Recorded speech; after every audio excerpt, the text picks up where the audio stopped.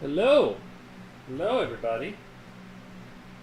I believe everybody can see me. I'm in the hot seat tonight. I am. I will be the DM this evening.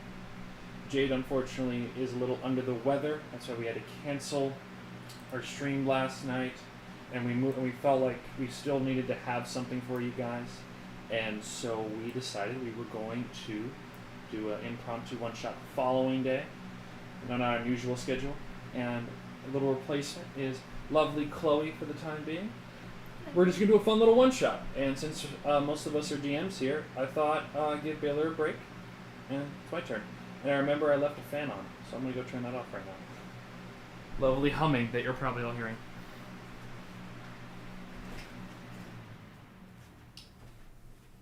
And then I also remember the ice maker.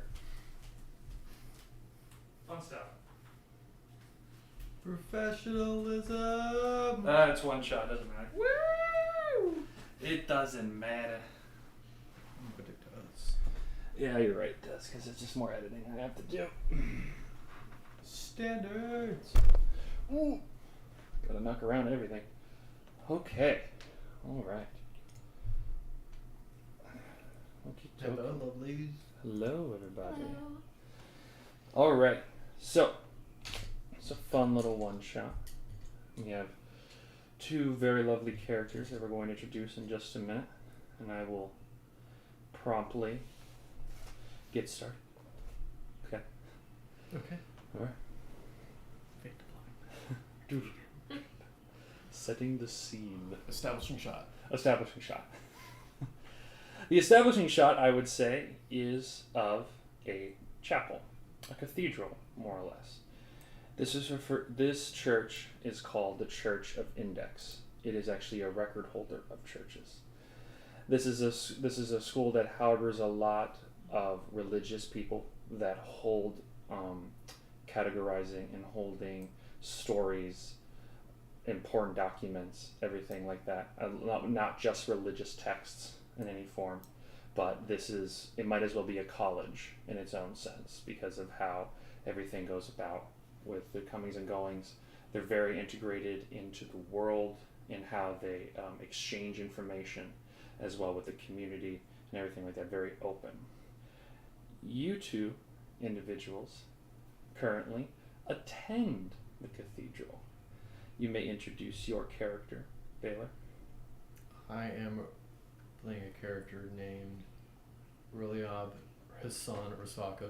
You can just call me Rolly for short. I am a short little halfling who will be seen on this day roaming around the cathedral wearing some very light leather armor over top a navy blue sweater. He's got some slightly medium or ear-length brown hair with a pair of round glasses that sit squarely on his nose.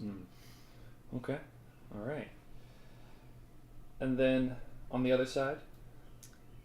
Hi, I am Chloe, and I'll be playing a half-elf. Her name is Freya Knoll. She is somewhere in her 20s. She has shoulder-length, slightly curly red hair and an auburn eyes. She's wearing a blue half-robe over loose-fitted wool pants and a hooded poncho.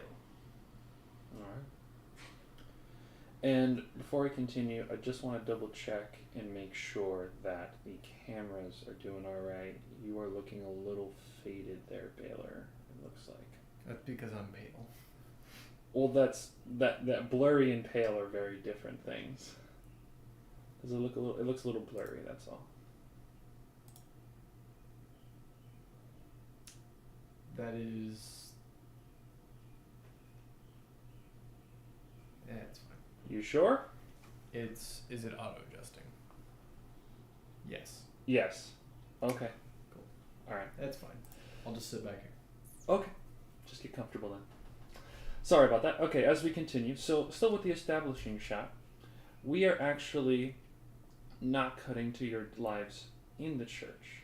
We're cutting to your journey that's happening just out. We're going to be cutting to the journey that's just beginning as you take your few steps together just outside the church.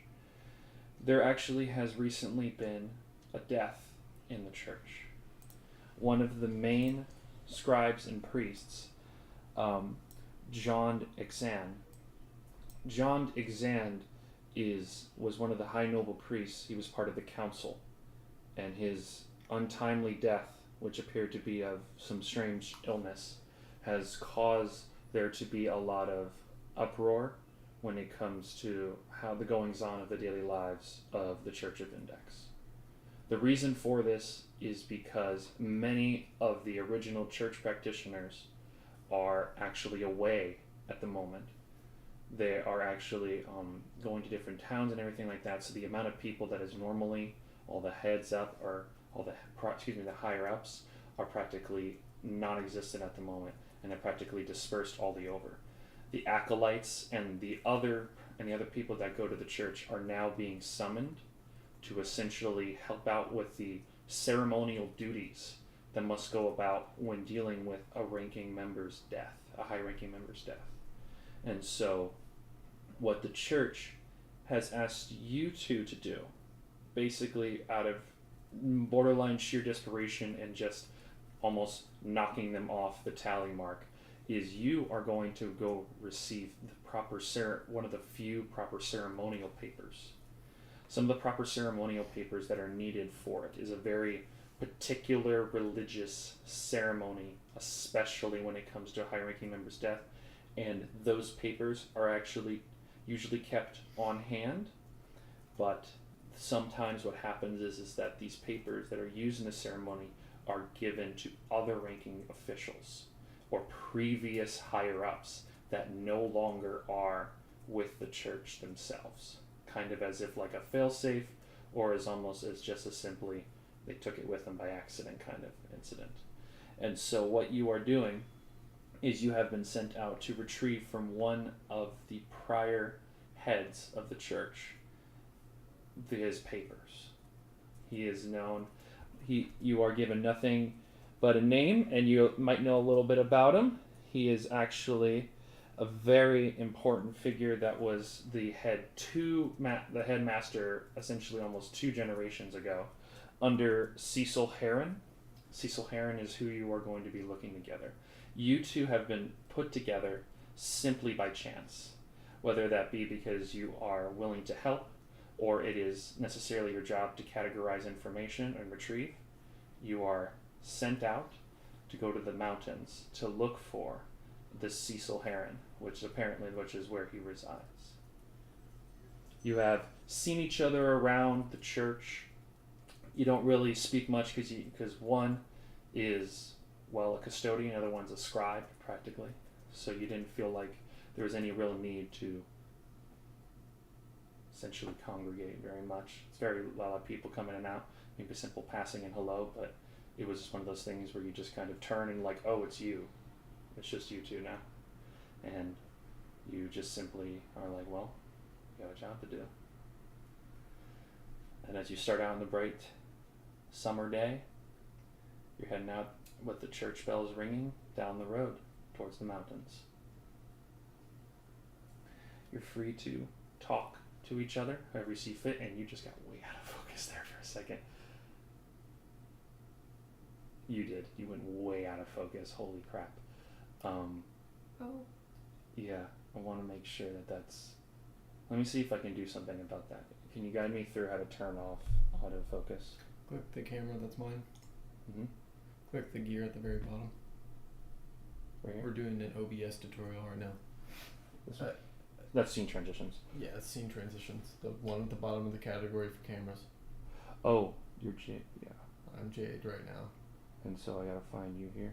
No, right here. Oh, that's audio. Video configure. Configure video. And just go through and click off all the audio. So right now, click off white balance.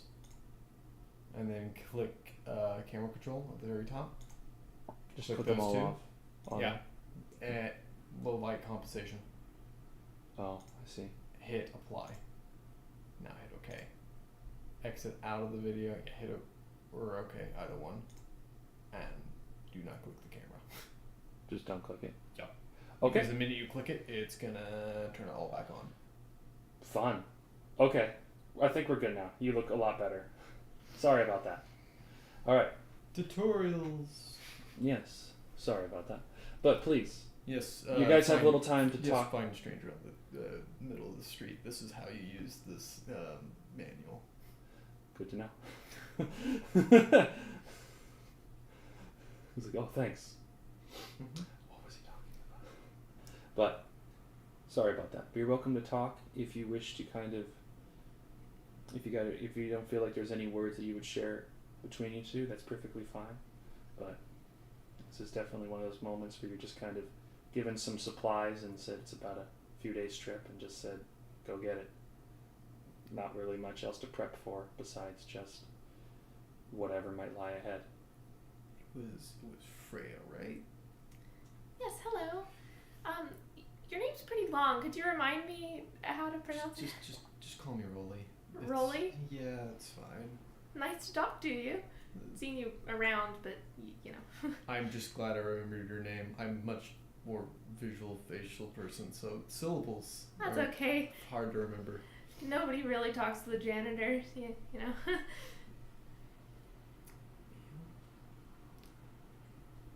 So how about that mission? They must be pretty desperate if they're asking me to go on this mission, but you know, happy to prove myself or whatever. Yeah. I don't know what that says about my ranking to be paired up with the janitor, though. No offense to you. You already kind of threw it out there, so I'm just gonna... None taken. I don't know, they're probably just a little short-staffed and you were one of the only people they could ask. Yeah, it's nice. And then it's probably just awkward silence from there. A few hours of awkward silence, maybe the occasional bump and throw. Okay. Fun fact about that bird right there, it's actually native to a different country and you don't care, that's fine. No, the moment you start talking about it, she starts writing it down in a journal. She's like very interested in random facts that you have to tell her. Alright. That's very noted. Can y'all give me perception checks for the Oh boy. roll for awkward silence, I guess? Awkward silence. Good at that.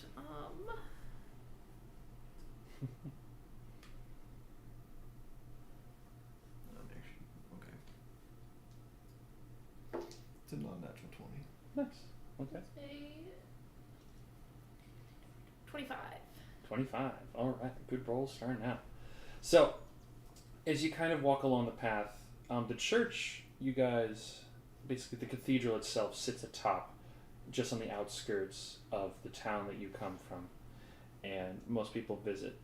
But you're basically heading the exact opposite direction away from it. And you can just see stretched for you almost just the valleys of just rows of like cornfields and wheat fields, just farmers' land that have just been irrigated and cropped, and just in the distance you can just see the mountain kind of itself, the peering valleys and peaks, and just kind of cut on the road.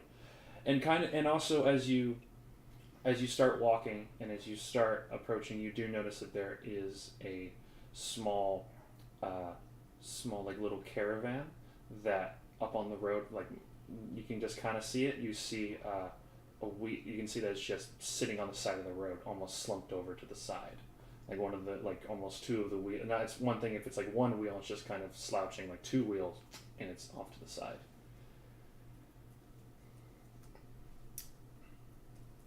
You can kind of see maybe like an older gentleman of some kind that's kind of trying to move around it and trying to figure out what's going on. But you can't really see too much. You gotta approach first. By like peering out of the thing we're riding on? You're walking. Oh, we're walking. You're walking. Oh, I head straight over. They to gave him. you they basically gave you food and a bedroll. Okay. Rations and a way to go. I mean, I see someone in trouble, immediately walks over to him. Are you okay? It's just like, look up and say, do you know how to fix a wagon? Never mind. Alright. As you approach, as you're kind of like shouting it from the hill, kind of as you are coming down the road, as you can see, he's like a very like elderly human man, and he just yeah, no, I'm fine, it's fine. I just had a little snag. My horse ran off, and I hit like a really big rock. Yeah, it's fine. I didn't mean to scare you there. I just was trying to help. I can actually help out with that. I'm gonna cast mending on the. You're gonna sit there and cast mending with like the wheel. Mm-hmm. Okay. Well, that's gonna take a hot minute because there's got 2 wheels that he's just like, oh, well, that's unnecessary. I can do it. It's fine. As Already doing it. he's like, oh, all right. I don't have any money to give you for helping me out. I'm sorry. That's okay. Starts. We're from the church, and Oh, what church? the index, Oh, the one over there. the one we're pointing with. Yeah, yes. Oh, Fun fact: that's your index finger that you're pointing with. that I did know. Okay. I was told that you are seekers of knowledge and smart things, right? Or you're just, like, you believe in books. It's a gross summarization, sure. Each Oh. person's got their own like little practices. Pray to books. Sure. Oh, okay. But I really appreciate you helping out, but I still need a horse. It ran off that way. What Your did you name's- say your name was? Oh, I didn't say my name. I'm sorry. I'm Abraham. Well, Abraham, I would love to help you with your horse, but I know nothing about how to get horses or where to find a horse. And if like I'm looking at a cornfield and I'm like way below the cornfield, so I'm like I don't. Oh yes. I would climb on top of your wagon to see, but I That's doubt fair. I doubt that's gonna get me any more height than what I can see right That's okay. It's over there. I can see her kind of in that direction, but I can get her. She'll listen to me. I'm gonna look and see if there's the horse over there. You can kind of like so when he points in the direction, you ever kind of like you just like there's something moving, but you're not sure because it's just a huge wheat field. Because it's just amongst the rows and stalks. You're not sure if it's just like the wheat moving or it's like, oh, maybe there is a horse just a little bit out there kind of thing, just because of your general height that you're at. Yeah. You know what I mean? Yeah. That's kind of where you're at. And so mending takes a hot second. With mending, you do after like maybe like 10 minutes, you get like the first wheel back on because you're trying to like really fasten it because usually those you just kind of fasten and lock. And he's like, well, I would go look for the horse, but I just met you and you seem like nice people, but I don't want to leave my things out. Oh no, it's perfectly understandable. I wouldn't trust strangers either. But could you go get my horse or bring her back? As he kind of reaches in and holds out some feed. I'm gonna. As he like holds out some feed, he goes like, I can't pay you in feed, but you could at least entice her with this. I'm gonna take it while Freya's fixing the wheel, and I'm just gonna go sink my head and just start walking through the wheat field toward the horse. Before he gets too far away, just by looking around where I'm standing, can I see like any horse tracks and what direction they went in? Give me a survival check. Okay.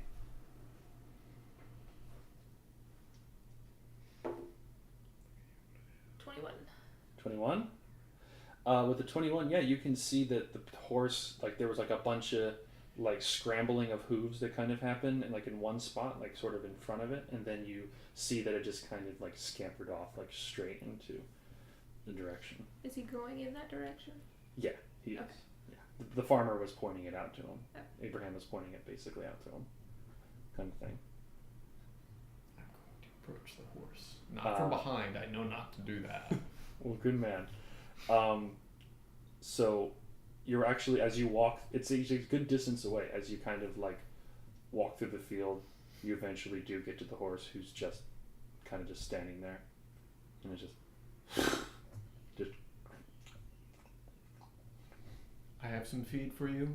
I know you don't like short things. Short things are you're gonna kick, but I'm just gonna like try to gingerly reach out. Animal handling. Oh boy. Oh boy.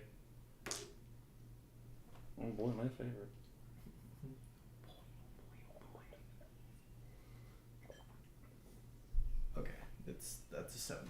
A 17? 17. Okay. With the 17, the horse kind of like smells it and then kind of shifts its head and starts feeding from your hand. Oh, I'm very uncomfortable. Okay. It doesn't have any reins, does it? It has basically like the leftover reins that are kind of strapped around like its side, not from its mouth. Those kind of seem like they were torn through. We got rid of it somewhere. Like step away, see if it follows. Where's the right dice? DM. There we go. It like looks, and then it starts eating a little bit more of the corn. Okay. That's not gonna work. Give me a perception check, would you? 21. A 21. Yeah. Okay. With the 21, you notice that the horse kind of like there's a little bit weird, but like because the horse was just stamping around like the crops in this specific area, but there's a lot of crops that are just kind of flattened around kind of where the horse is. Where the horse was. Is. Is. So like it's almost like there's like almost like a small clearing that's just around the horse, as it's just like feeding on like the outer rim of kind of it. Is it flattened or eaten back? Mixture both more flattened.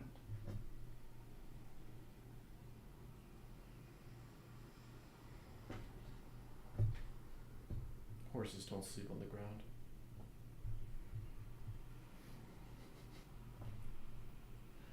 I don't know what to do with this information. I'm just Okay, gonna... that's fine. The old man, we'll cut back to you with the old man, and he's like, where are you two going? City's back that way. Oh, we're just off to collect some papers, nothing real big. I am kind of curious, though, how you got into this predicament. Well, I'm not sure. The first wheel came off, and I tried to pull her off to the side. That happens sometimes, and then I hit a rock, and it just came flying off, and it was just really, really weird. As you can see, like this entire time, he's just like fishing and moving things in the back as you're like fixing the wheel, thing like that. Give me a general perception check. Okay. Gotcha. As you're Love kind of perception. looking. Yeah, just give me some perception check. Sorry, I had to check if it was a plus 6 or 8. 13, 19. 19? Okay. He doesn't seem like he has a lot in his back of his caravan. Or like his coach. Like a little carrot coach. It just looks like he has like almost just a bag of feed. And a bag with something else in it, like a long bag, which is just sitting there. You can't really see inside the other one. You obviously figure the other one's feed. But... Are you delivering something? Oh, well, no, I'm just traveling and moving around. I'm just trying to, see the country as he starts shifting in more. You don't seem to have much supplies for traveling. Oh, well, I was just on my way to town to actually get some supplies. I was running out. And you can clearly tell that his caravan is facing the opposite way. So it wasn't clearly heading towards town. It's heading away from town. Well, even if you're resupplying, usually caravans have some sort of like barrels or something to indicate that they're traveling with goods. Oh, well, I don't want to appear like too suspicious or anything like that. That's why I didn't want to leave it alone. She kind of stops bidding for like a second. It's just, and he kind of hears you kind of stop casting and mending, and he kind of like looks up and says, anything wrong? Or are you finished? She continues bidding, and she's like, what's in that, the bag? I'm just curious. It just seems kind of oblong and weird. Oh, it's just one's full of feed. The other one. Oh, that one. That one is just something in case things get rough. That's all. More rains, things to break. It's repairing pieces. That's why I said I could handle it. But you seem, I don't know anything about the magic that you're doing. With that new information, she's like, well, to fix the reins, I could use like some extra material. Could you hand me some spare reins so I can fix them when he gets back with the horse? I can, but I probably gonna set him up myself. Horse don't like nobody but me. Truly don't mind. If he doesn't like anybody but you, how do you expect my partner over there to grab your horse? She kind of chuckles a little bit. Well, I gave him the feed. Maybe that would help. I'm not sure. Is he lying? An insight. That's also +6. Ooh, 8, 9, 10, 11, 12, 13, 14. There's something off about what he's talking about. Like it's like he's clearly there's something going on with him. He doesn't seem like there's a lot of holes in his story. That doesn't make like clearly with a little bit of general passive perception, you can see like this doesn't make a lot of sense what he's doing here.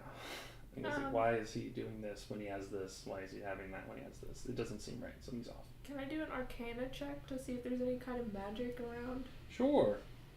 As you roll that, we'll jump back to you. We'll jump back to our lovely horseman. I'm the horseman. I'm the That is horseman. me, Rolly. Rolly. I'm gonna look around at the flattened grass and wheat around me and just try to figure out if there's any tracks that I can discern. Okay. Any trampled. Yeah. Survival check for me. Survival. Oh boy, is that intelligence or wisdom? Wisdom. It is wisdom. You're correct. You succeeded on the pop quiz. 16. 16. With a 16, you said that you're asking just any other kinds of tracks? Yes, besides horse. No, there's none besides your own and the horse itself. Does it look like the hay was recently flattened? Yes.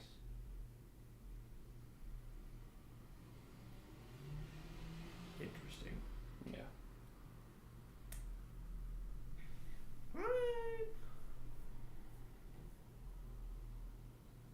For lack of or for no conservation spell slots, I'm gonna cast detect magic around the area. Okay. Roll me Arcana check. Oh no, it's just detect magic, isn't it? Yeah. Okay, yeah. You're just casting detect magic? Yeah. As you cast detect magic, you're standing like inside the circle, pretty much just like a foot away from the horse.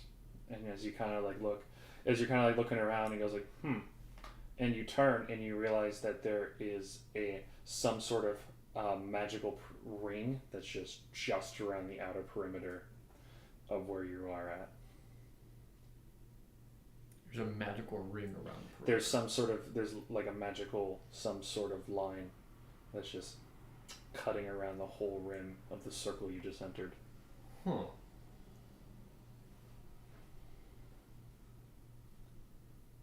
Yeah, I'm gonna dispel that. Just, I'm gonna point and or I'm just gonna take on my feather and just like dust it away. Just dispel. Dispel that magic. You dispel the magic and it just dissipates away. Yeah. And then you just Real quickly with the detect magic, it tells me what class. Gotcha. Conjuration.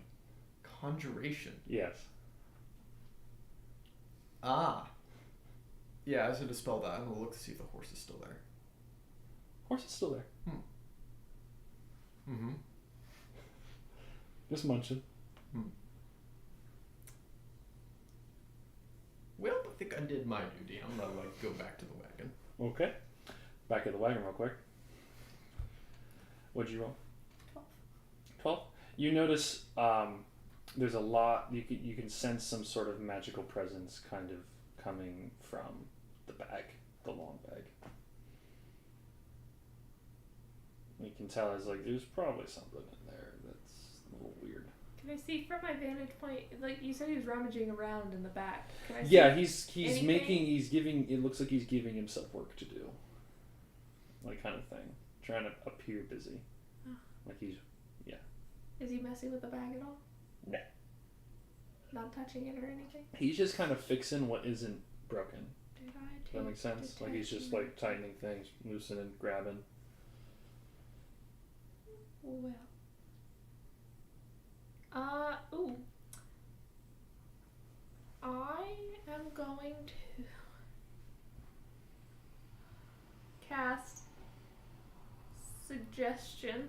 Suggestion. Yeah. Okay. On the carriage man. That is a wisdom saving throw. It is Okay. What does he have to beat? a 16. And what are you suggesting? I'm gonna say to him, you know, I'm always curious about other people and their goings on, just polite conversation while I'm working, you know. You could tell me about what you got in there, what's going on with the bag, just for conversation's sake. Mm-hmm. I was like, oh yeah, no, that's for beating over the head of people. As he just starts taking out starts taking out like a staff from the bag, and he's like, well, he's taking too long, as he casts Shillelagh on the stick. What? He's like, thanks for fixing my wheel. Still got one more to go. Do I see this? You basically are seeing the old man, like, as you both are like reaching the point where like you come out from the field, you come out from the brush, and then you like come up from fixing your wheel, and you see the old man like cast Shillelagh, and then also you can see that he goes from like a hunched posture to just Goodness. starts standing straight up as he starts raising. Command. I'm just gonna be like, and fall. What's the save? What's the save? Wisdom save again. Right. What did you have to beat? 15. He just makes it. Fall. No. Roll initiative. Damn. Hoping we wouldn't have to fight. What's initiative? What you guys roll? 14. 14? Okay. 11 minus 1. 10? Okay. Alright. And then... What's your dex, Chloe? 9. Okay. You're up first, Rolo. Rolo? It's Rolly. First off. Sorry. Rolly. You're up first, Rolly. Well, that didn't work, so I am just gonna go, and just basically like try to frame it up and just be like, and guiding bolt. Okay. That is going to be a 17 to hit. That hits.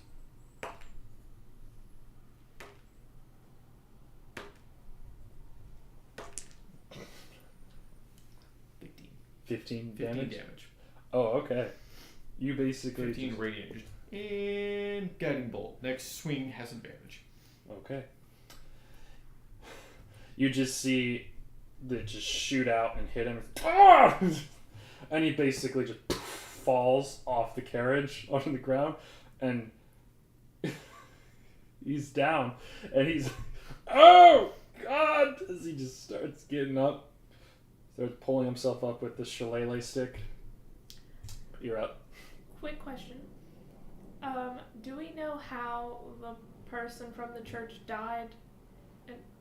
Disease. Disease. Yes. So That's what you have been told. Not blunt force. No. Okay. I think that would be a pretty clear coroner diagnosis. I'd be very disappointed in the one shot if we caught the murderer in like the first 20 minutes. I mean... Can never be too careful. With guiding bolt nonetheless. And pop. No, it is. He died of a disease. Heard. In that case, I'm just gonna cast. Go on, please. Magic missile. Okay. Roll. You gotta roll for each of those to hit, so. Or how many no, you're rolling. they just hit. No, they auto hit. Oh, right, yeah. Magic missile just. That's right, I'm sorry. Damage. That's right, just roll for the damage, though. Well. You're a strange janitor. I have 2 spells that do damage. 2. I think you just saw the one I have. We're such a great team. That's a D4, not a D6. I don't have a D4 in this pile of dice that you gave me. What? Take the dino dice. Thank you. That is this is magic missile at level 2. Okay. So it's how many? That's an extra one. So 2d4. extra one, So that is gonna be a 2 plus 5, so 7. 7? Yeah. 7 points of damage total? Okay. Mm-hmm. They hit as you just hit him, and just as he's kind of like getting back up, it's like, ow! And he falls back down again. He's really not looking good as he just kind of like gets up and kind of scrapes himself off from the mud. He's like, oh god. We can stop now if you want. What's your AC? Chloe? I will tell you. 9. 9. Oh yeah, he's gonna hit you. He's gonna rock you with his shillelagh. Yeah. That's a couple extra. You're gonna take 4 points of damage, bludgeoning, as he takes his shillelagh and is like, ah! And just strikes you upside the head. 4. Yes, 4. And he's like, oh god.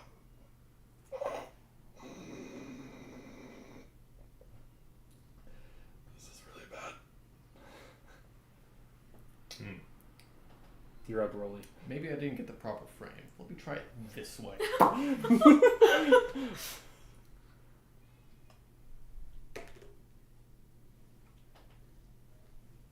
That's a 23. That'll hit.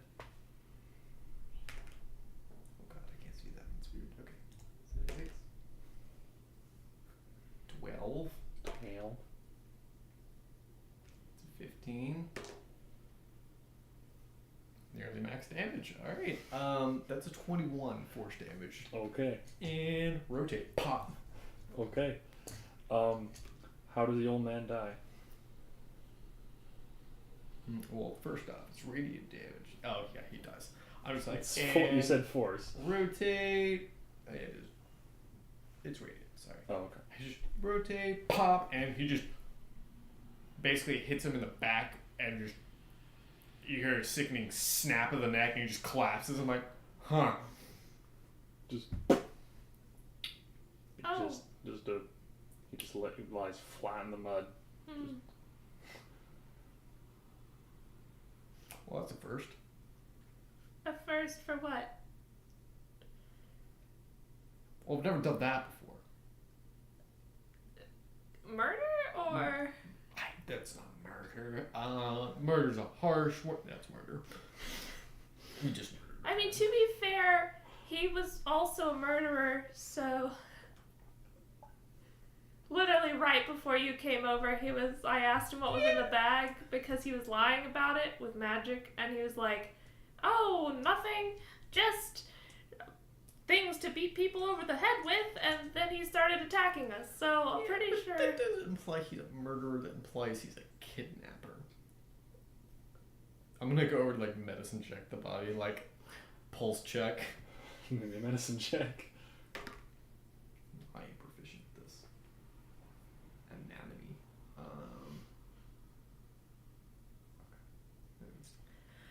18. 18. Well, first off, he's dead. Second off is that you gave him blunt force and radiant trauma. Both of you gave him, like, different, basically seared him.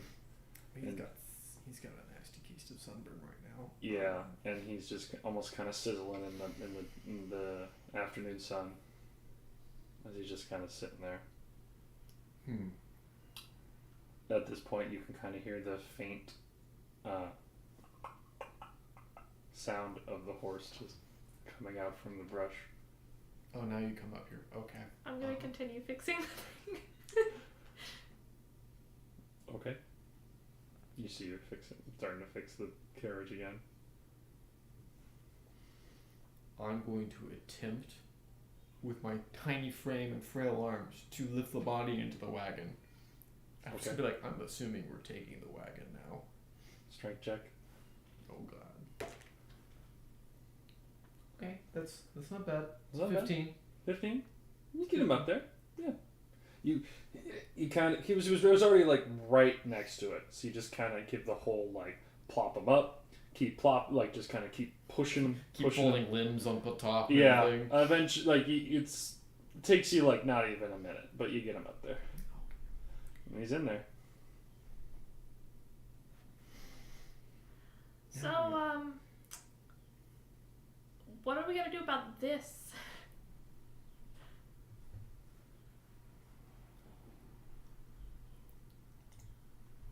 What's our story? I really, really can't lose this Well, job. first off, truth always wins. There are spells to get the truth out, so we might as well just not fight it. This was self-defense. Well, no. Self-defense on your part. I was... How do I word it so that doesn't sound like I'm a murderer? I mean, I did get hit, so like, Yeah, you were just protecting me. Yeah. And I did ask him to stop, and he didn't, so... What were we supposed to do? Continue letting him attack us? At that point, he was attacking you too. Yes. Now, do we accommodate... Do we commandeer this wagon? We do have to go to the mountain. Let's just look at the mountain. I was like, it was already pointed in this direction. Okay, time to commandeer the mountain. Or the wagon. As you kind of like say that, I'm kind of like, well, we're probably you see the horse actually start almost like nonchalantly walking down the road away from where you basically the direction you guys are going. Well, now we got to convince the horse to come here, and we'll hook it up. Is there any corn within reaching distance of me? Also, am I done fixing the wagon?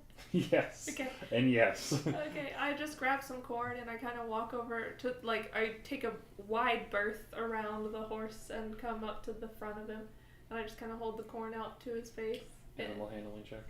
Cool. I'm not going to quite let him eat the corn. The second he starts walking towards me for the corn, I'm going to slowly continue to back away until I get to the wagon. Animal handling check. Alright, cool. Not proficient, but still a +3. 12. 12? 12. He's like, it takes a second. Like, it takes a few times. You kind of go up and you pull him back, go up, pull him back. But eventually he does follow. And he kind of cuts, he just kind of there. He's back a few feet that he walked away. He's right back at you guys. Okay. As I get him up to where the wagon is, I'm just going to let him eat the corn while I hold mending on the reins of the... Okay. And just... This is why I don't help random people. This is so gross. Starts nibbling on your hand a bit. I just let him kind of eat the rest of the corn and then shake my hand off. Actually, no, I'm going to cast Prestidigitation on my hands so they're clean. Okay. What's the plan? Horse is hooked up. Horse is refastened. I'm going to get in the wagon. Just be like, alright. Also going to get into the wagon. Cool. I'm going to get in the back of the wagon, though, because I want to check out what else is in that bag. Okay. Do either of you have land vehicle proficiency? No. I'm going to look something up real quick. I have book proficiency. Is there a book nearby that I could read about this? Maybe. I feel like you would, wouldn't you? For land vehicles, I probably wouldn't have that just on hand. I mean, there's just going to be some rougher checks. It's going to be some real rough checks. Just looking at my domain real quick. Don't mind me. Okay.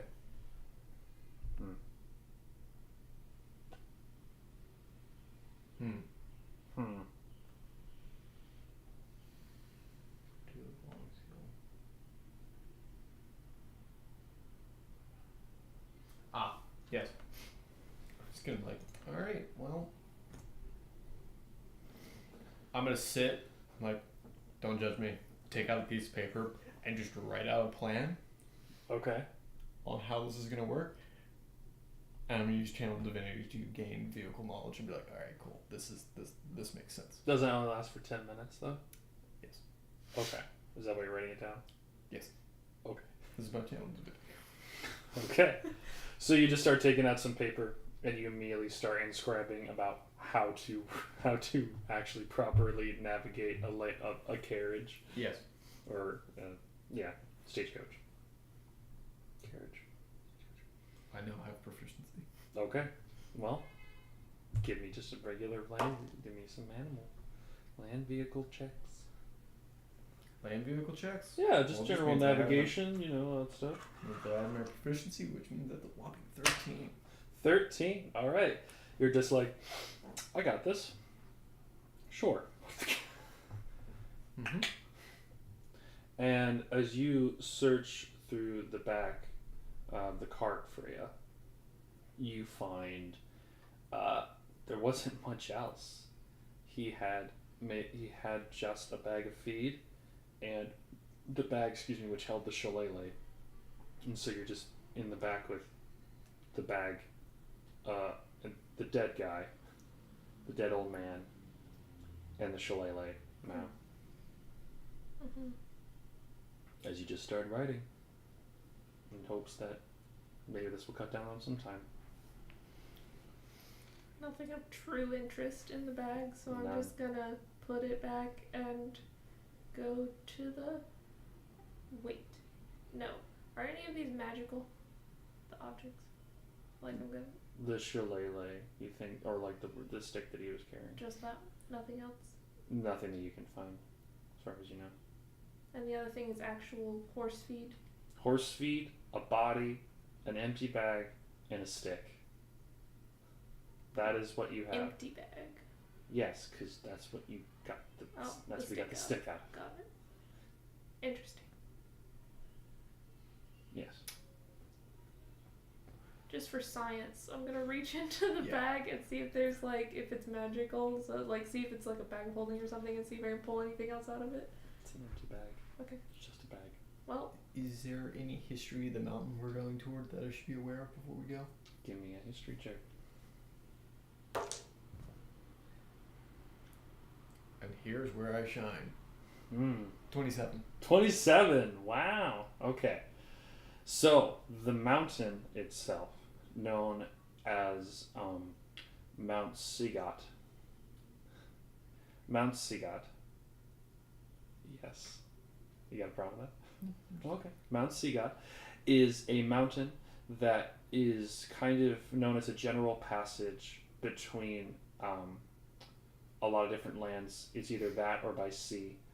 The passages that basically go through there are sometimes known to have occasional robberies from bandits and the like. Nothing super crazy. There have been some random stories of some creatures that dwell in there, but it's mostly just rumors and people just spout to get people scared and don't go out, or maybe kind of spook the children kind of stuff. But apparently somewhere along that path, somewhere in that mountain on the side lies Cecil, and that's essentially where you're going. I just give Freya the entire lowdown of the history because I have nothing else to talk about. I'm and we're gonna go find.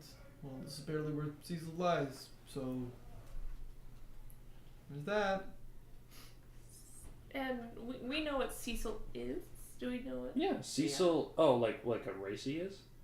Or you're talking about just like what he is to like the church? What he is to the church and like what race? Yes. Okay. So Cecil is a elf who used to be with the church. He was said to be a little unorthodox with a lot of his teachings, as well with how he portrayed the good word, or it said for your religious practices. Okay. But they say that when a serum was happening or mass, there was no one better. There was no one better that could deliver it with such passion and heat as Cecil. But they say that besides that, he was a little off. The little unorthodox, and Cecil had been known to just... There's a very infamous time where they said that Cecil had just simply left. Just went to the mountains. He gave up. He practically just gave up working at...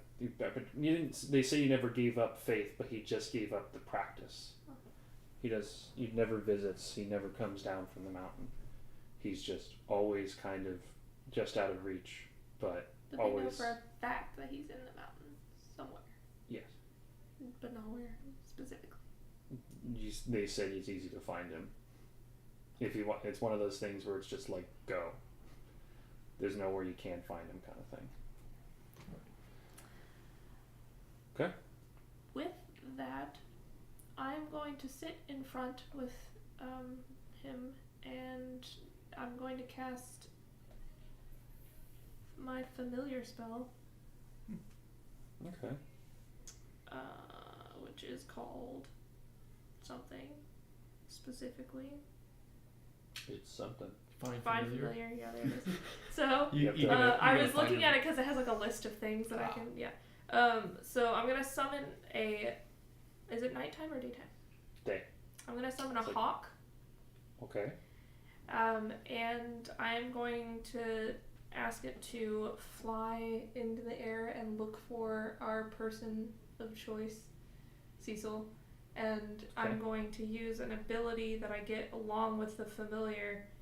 And I personally cannot hear or see anything, but I can see and hear everything through the eyes of my familiar. Yeah, you're basically you basically take in the position of the familiar as Rolly drives. Okay, so you see your companion just simply start closing their eyes and some kind of almost slump over, and suddenly right above your head you hear the squawking of an eagle just keeping pace with the wagon. Okay, I know she cast it. I was just like, oh, okay. I guess we're good, and you can't hear me. Cool. I guess story time's over. Yeah, you just get more interesting. Perception check. Okay. So I have the perception of the hawk, which is what? Advantage. Disadvantage on perception? No, advantage. You chose hawk. Yes, but I mean... No. She needs the stats for a hawk, but she gets to roll an advantage. Yes. So. Both. Got it. Just roll real quick. I don't know about the stats of a hawk real off that the cuff. Perception is plus 4. 12 plus 4, and then advantage? Yes. And an 18 plus 4, so 18, 19, 20, 21, 22. 22 total. Okay. With a 22 total, you guys are like pretty much by now, because you've just been going for like a few hours, cut through the base. You're at the base of the mountain as of already cutting through the field. Nothing really obstructed you. The only thing of noteworthy as you guys passed was just a farm villa that was just like a side road that just cut off into the weeds, and just cut off, and then kind of you see a farm villa just kind of poking out on the hills, and then once you kind of reach the forest line that covers the mountain, you kind of cut and move forward, and you're just kind of keeping your hawk form and just kind of using it like a general kind of overlook. Okay. You guys kind of go up the mountains for a little bit and go which ways, and the only thing that the only thing you're like, well, that's the only thing that could be different is you do see like some faint smoke that comes from towards the east side, where you do see it kind of coming up the mountain. You kind of maybe see like there's like a cut, like a clearing of some kind in the vegetation, like the tree line. But as far as you can tell from where you're at, that is as much as you can see. How far away is it from where we are currently? A couple miles. Miles. Yeah. Okay. You're in a carriage. It's gonna take you a minute. I'm gonna pop out of Hawk Vision for 1 second and just be like, "Hey, there is a camp." Sorry, I didn't mean to scare you. There is a camp up the way. I think there's like some smoke coming out. It's a couple miles out. I'm gonna send my little familiar over there just to take a gander, and I will let you know what is over there, but I would maybe go ahead and head in that direction. So we're going toward the camp. I mean, we're looking for someone who lives in the woods. That is a fair point. I figured it to be a cottage, though, not a camp. I can't really see what's over there. It could be a cottage with smoke coming out of the top of it. I have no idea. Fair. Go ahead. Alright. I guess I'm like, I see the column of smoke, I guess. Yeah, when she pointed it out, you kind of like, oh, okay, now I can catch it. I'm just gonna start kind of aiming for that. Okay.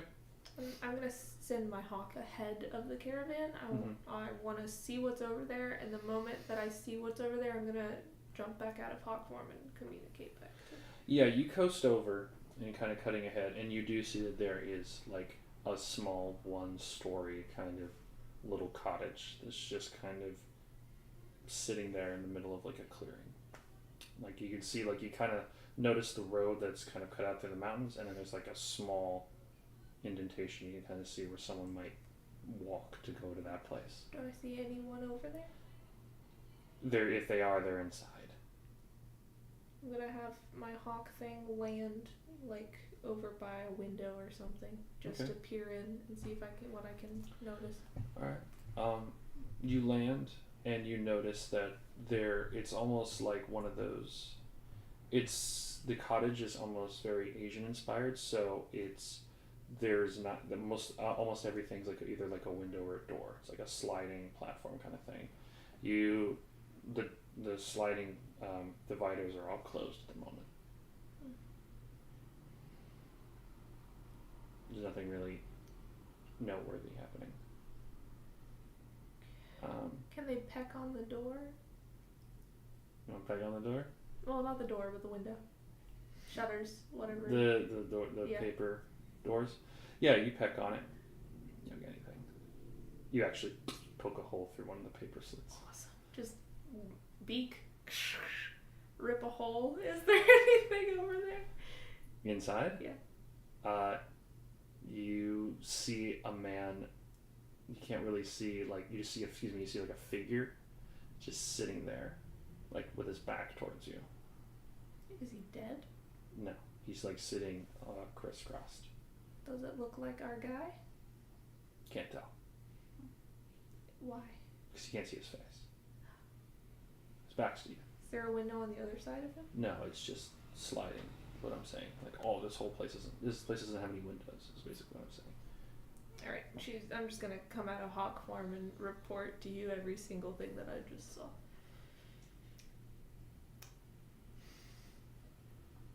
Are we expecting another incident? Like, and I just point to the body. Just lifelessly, just. I don't know. They appear to be meditating, I think. So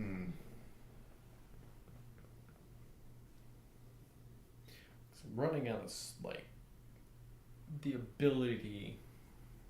I feel like I'm ignoring whatever like knowledge getting book, whatever, because I can cast another spell, but I have only so many of those I can do. Right. I honestly don't know. I'm not really built for fighting. Neither am I. Which is why I think reconnaissance is probably the best. I got really lucky with the old guy. Like, that's about the level of hurting people. Let me visualize this area, and I once again I sit down with a piece of paper and I describe to me what it was. Have her describe it. I just sit there and draw it out, and I cast clairvoyance. Cast clairvoyance. Yes. Okay. What are you hoping to see? Inside the cabin. Just inside the cabin. Little I want to place my little eye right in front of the dude and see if I can roughly get an idea of what's the layout of that cabin. Okay. Once we're within a mile. Yeah. You pretty much get it ready, and then once you cast it, kind of just, do you stop because that takes a lot of concentration. It takes 10 minutes for me to cast, so yeah. I have to stop. You just pulled over. Okay.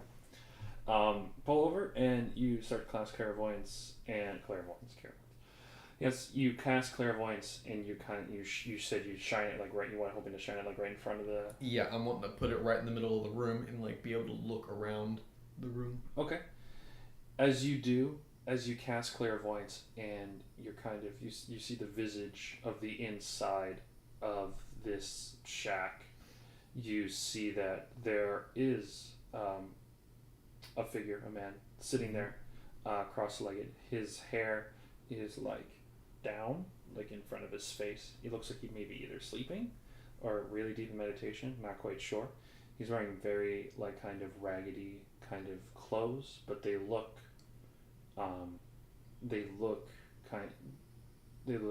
religious in practice. So you figured this has got to be it. As well, when you look around the room, you see that there are shelves with just scrolls, as well with books. And when you do the whole look around, and then you do the down, you notice that there is a book right beneath you, in front of it, we fell asleep reading or something like that, kind of thing. And there's a moment when you're kind of looking, and you're just kind of looking around, and then the figure wakes up, and then and he starts looking around, and then you can with a squint, he starts looking as if right at you, through a fish eye bowl lens, just looking very curiously. Mm-hmm. Pokes it as if it was a physical thing, but doesn't, and it just goes right there. It's Elfish in features. Yes, very elfish in features. Very. You can see him poke and well, gig's up. I want to read as much of the book as I can. Just look down, read the book. Oh, okay. As you look down and read the book, you see it's just a storybook. It's nothing religious in material. It's some sort of children's book. What kind of story? It's a lovely little story about an orc who actually, as far as you can only tell for just 2 pages. As far as you can tell, that has something to do with an orc that's trying to avenge his family, and currently he's in a very noble place in he's very he seems like a fish. It's a fish out of water story about an orc, and currently it looks like he's in a place that he's very uncomfortable, a very hoity-toity kind of society in place that he's not welcome. You only get the 2 pages. You can't see what it is specifically. He's reading Shrek. You relay that information. He's reading Shrek. He's reading Shrek. God hates Shrek. God hates Shrek. Yeah, I hate to get married by an alligator. It's a very interesting storytelling. No, that's no use. I think it's a gentleman, though. Cool, so off to the cabin? Yeah, elfish future. Let's go to the cabin. Real quick, before we get to there, though, should we go, until we get half a mile out and then walk? Because we do have a dead body in the back. So... Yes. That's a good idea. Alright. Don't really want questions about that. I'll tell the truth if it comes to that point, but I don't want to have to deal with that situation. right now. I'm like looking around. We're like in the woods, right? Yeah, and it's getting kind of later in the day now. We could totally just dump the body. We could totally just dump the body right now. We could, but then that would be illegal. We've done nothing wrong yet, but that would be bad. True. Then we're murderers. See, before we were defending, yeah, but then we're murderers. Sorry, I'm just trying to think of ways. I don't want to deal with it. I just don't want to deal with it. Yeah, I just don't want to deal with it. So let's just leave it off by the road, half a mile out. We'll walk the rest of the way. Perfect. Tie the horse to a tree, or are we just gonna let it walk off a cliff somewhere? Let's not let it walk off a cliff. Yeah. We already wandered into a hayfield, so there's that. That was my worry as well. Well, I'm gonna read the manual that I wrote myself again. I'm like, alright, refamiliar with myself. Okay, just grab the reins and go, ho. Okay, ho. With the hoe, the horse starts moving again. So we're going to about a half a mile out, then we're going to tie the horse to a tree Another half and a mile. walk the rest of the way. Okay. You tie off the horse, even though it's attached to the carriage, and then you. We don't want to still walk. pull the You can carriage. walk away with the carriage. That's fair. Tie off the horse in the carriage, and you're just walking. That's it. Walking on the Yep. cabin. Okay. I'm going to turn my hawk into a cat. Okay. It takes 10 minutes of recasting. It's gonna take a little bit. You Yeah. have to walk half a mile. You can't. Okay. Can't walk and do. I can't walk and I would say you can cast that while We're driving? Yeah. Okay. Because you're not doing anything. That's fine. Because Yeah. he was just driving. Cool. But you're doing something. Yep. You're being like it just takes focus. Mhm. All right. So you guys start walking, and you notice that it's just quiet. It just seems like an odd forest. Like if there was any sort of like bandits or anything here, there ain't here. At least further down. As you just kind of start like walking, and you just start moving, and then eventually you do come to like what you perceive to be like the turn off. Like you do see like a little clearing where it's just like those trees seem a little odd spread, and there's a little dirt out of the way. That's got to be it. Oh look, there's smoke. Yeah, that's it. Kind of cut to the left, and as you kind of see the actual villa in person for the first time, you hear as you approach the faintest, not like a little bit, as you get closer you start to hear more and more the sound of like a very jaunty jig. Jaunty jig. A very lovely tune played on what you perceive to sound like a lute. Is it coming from inside the cabin? Yes. Okay. I don't want to hear banjos in the wood. No banjos. No banjos. No banjos. No lutes in the woods? No. None of that. Just lutes. Okay. Just a lute. That's all. You guys keep approaching? Yes. Okay. As you approach, the music is roaring as pretty much it's just playing very, very loud, very violently, but it's very happy and very upbeat as you guys approach what you perceive to be the sliding door.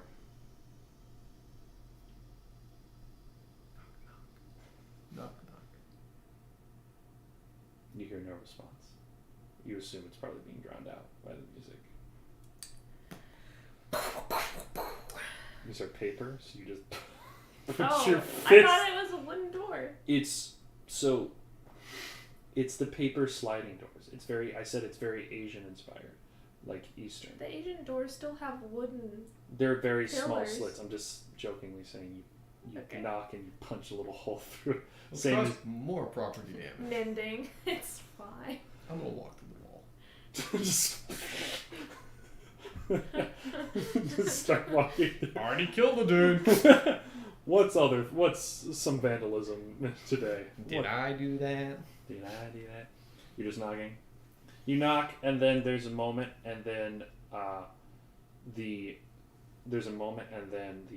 door just slides open, and there's not an elf standing there like in front of the door, but you do see that there is it's almost like a completely different kind of visage is kind of happening like on the inside.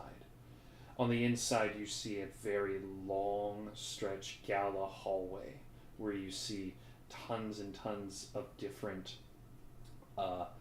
elves and nobles and people in suits and in ballroom attire that are just dancing to a very happy and jaunty jig. I think I perceived the wrong cabin.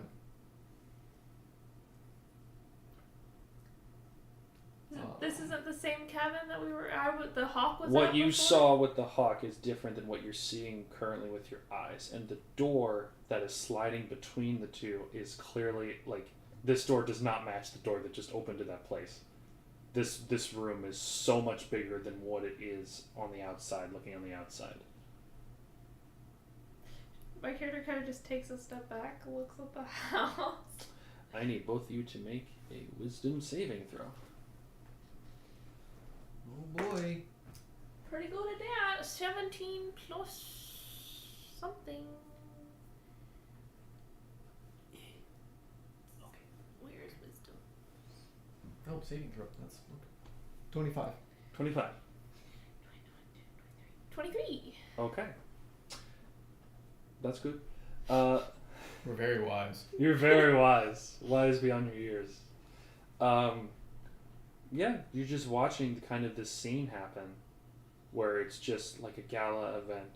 And there is like this lovely like kind of jaunty jig, and you see kind of playing as you kind of like look around the room, you just see different faces and you're trying to like look to find anything. In the center, you see kind of amongst the crowd of the spinning individuals, you see you notice him more than anybody.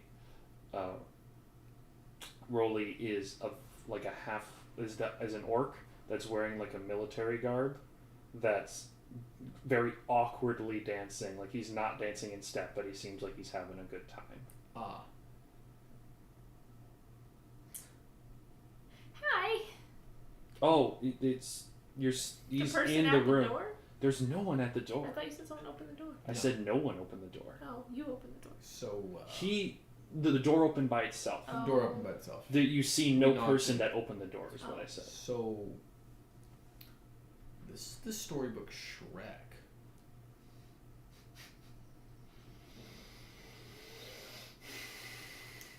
What? The book that our gentleman Cecil was reading, that's what we have a scene coming from that. Oh. Yeah. What? I think our buddy's trapped by a book. Trapped in a book? Trapped in a storybook. Yeah, this is a scene from a storybook right now.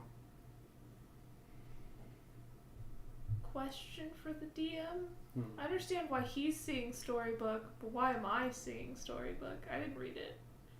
That's fine. No? Okay. That's not really something I can just disclose. That's fair. Interesting. I don't really want to go in there. Okay. Yeah, I don't really want to go in there either.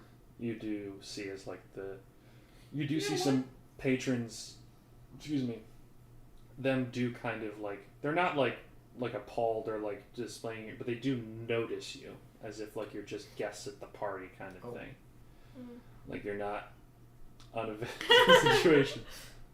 I'm just gonna slowly close the door. The music doesn't stop when you close the door. I'm gonna go around the building and look for a window that I can slide open. Okay. You go around the building. There is like one of those like small, pretty much the same style kind of slided windows. I Slide shall that follow open. him. You just get the same scene from a different angle. But does it match the walls of the inner room? Like, is it exactly the same? What do you repeat? So if the room we were looking into is a rectangle and this building's a square, Yes. am I looking into a rectangle? Like, is this a non-Euclidean space? Gotcha. Yes. You're dealing with non-Euclidean geometry. Understood. Also, non-Euclidean just means geometry on a curve. This is something else. You're looking into a much bigger space from a smaller space. We're working with the TARDIS. The Kinda. You can I feel use that like as a principle of matters. Well, I'm just gonna come back around and be like, all right, well, doesn't matter what angle we go into this building, we're still gonna go into this party. So I could try to spell magic tomorrow. Sleep outside?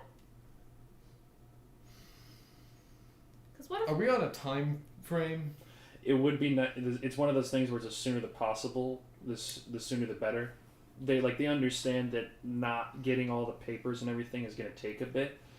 Their limit probably was less than a week, maybe 5 days. Listen, I don't know what they expect from a janitor, and I'm sorry I don't know what you do at the church, but paired with a janitor, but I think they can wait a little bit.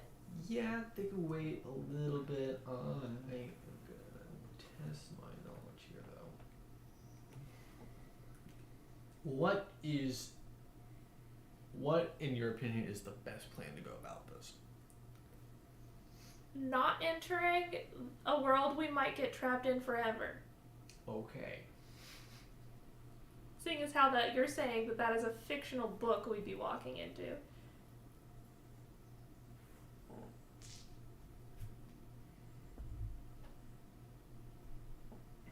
Okay. So I can ask 2 questions. So we need 2 different plans. Okay.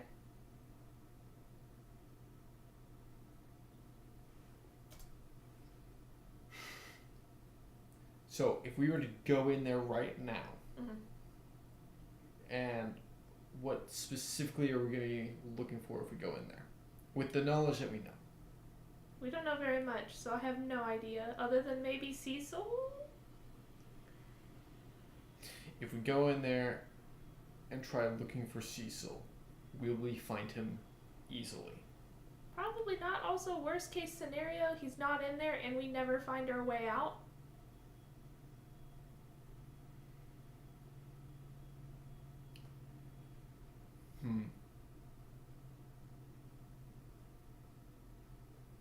I'm just going to sit down and just be like, I'm going to cast Augury, and I'm going to kind of go, he's going in there without a plan. No, he's going in there. Yeah, no, he's going in there without a plan on getting out. A bad idea. Remember the specifics of the answer that you get from Augury? You get wheel for good results, woe for bad results, wheel and woe for both good and bad results, and nothing if it leans in neither way. So basically, if we were just go in there, is it bad? Wheel and woe. Okay.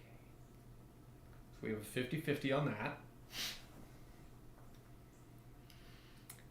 Cool. I guess the next one would be casting to spell magic on this. A good idea. Either way, if I do that, I'm out of spell slots and we're sleeping. It'd probably be wise if we went in there when you were more rested anyway. I'm also pretty low on spell slots. I mean, I keep going for a little bit, but... Got it.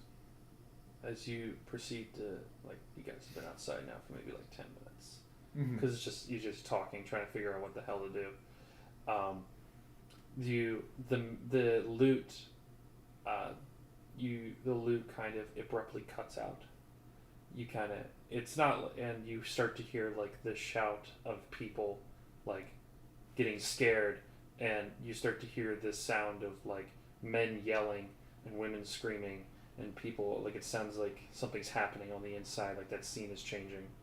And then you hear a very distinct shout of an orc, a deep baritone voice of an orc just shouting at other men, as you can hear and then there's a moment and then you just hear swords clashing on the inside. Can we just let the story play out and then wait till it's over? Do I know this story? Give me a history check. I'm not good at that. I'm not good at that. It's a 12. A 12. Okay. You've heard of it before. I've heard of the story before. You've heard of it before. It's not Shrek. But I don't... It's not It's Shrek. not Shrek. Do I roughly know how the story goes? Kind of. You have an idea that, like... So I know where in the story we are. Yes. Based on this. You could assume that if you are thinking of, like, the story is playing out as is, you're in, like, 3/4 of the book. This has happened. This is almost like you're pretty sure this is close to the climax. Understood. So with the realization that the scene has changed, Yes. we could just wait for the story to end. That was my thought as well. Yeah, let's just wait for the story. I think we should keep Turn sleeping, though, just in case it decides to expand outside of the house. Yes. Yes. It's a good idea. You're half elf. Yeah. Oh wait, you don't need the meditation thing. You don't get it. After So a couple minutes of still trying to figure out what the hell to do, the clashing stops, and then it's silent.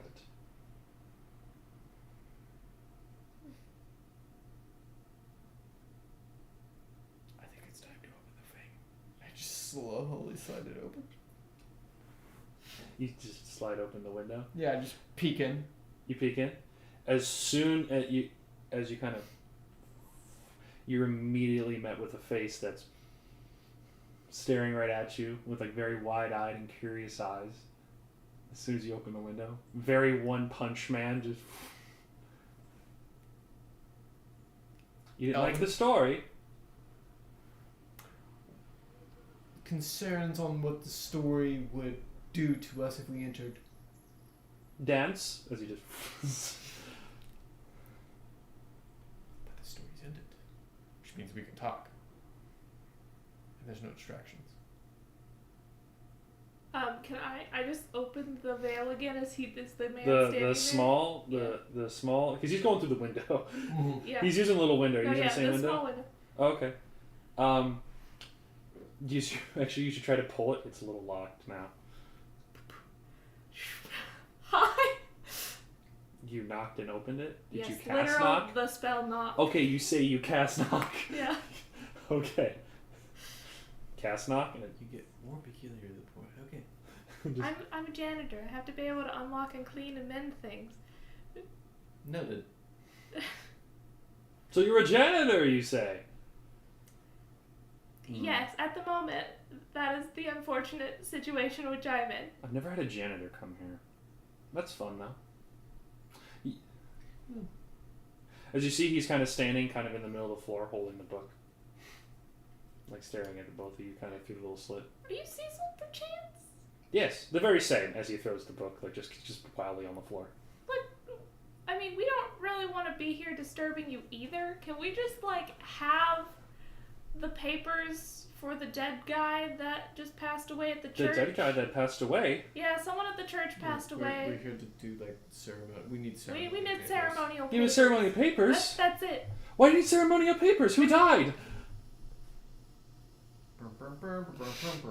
Would you all just, like... I love to have a conversation through my window. It's the first time I've had one in ages. But could you mind actually come to the front door? Or you could come outside.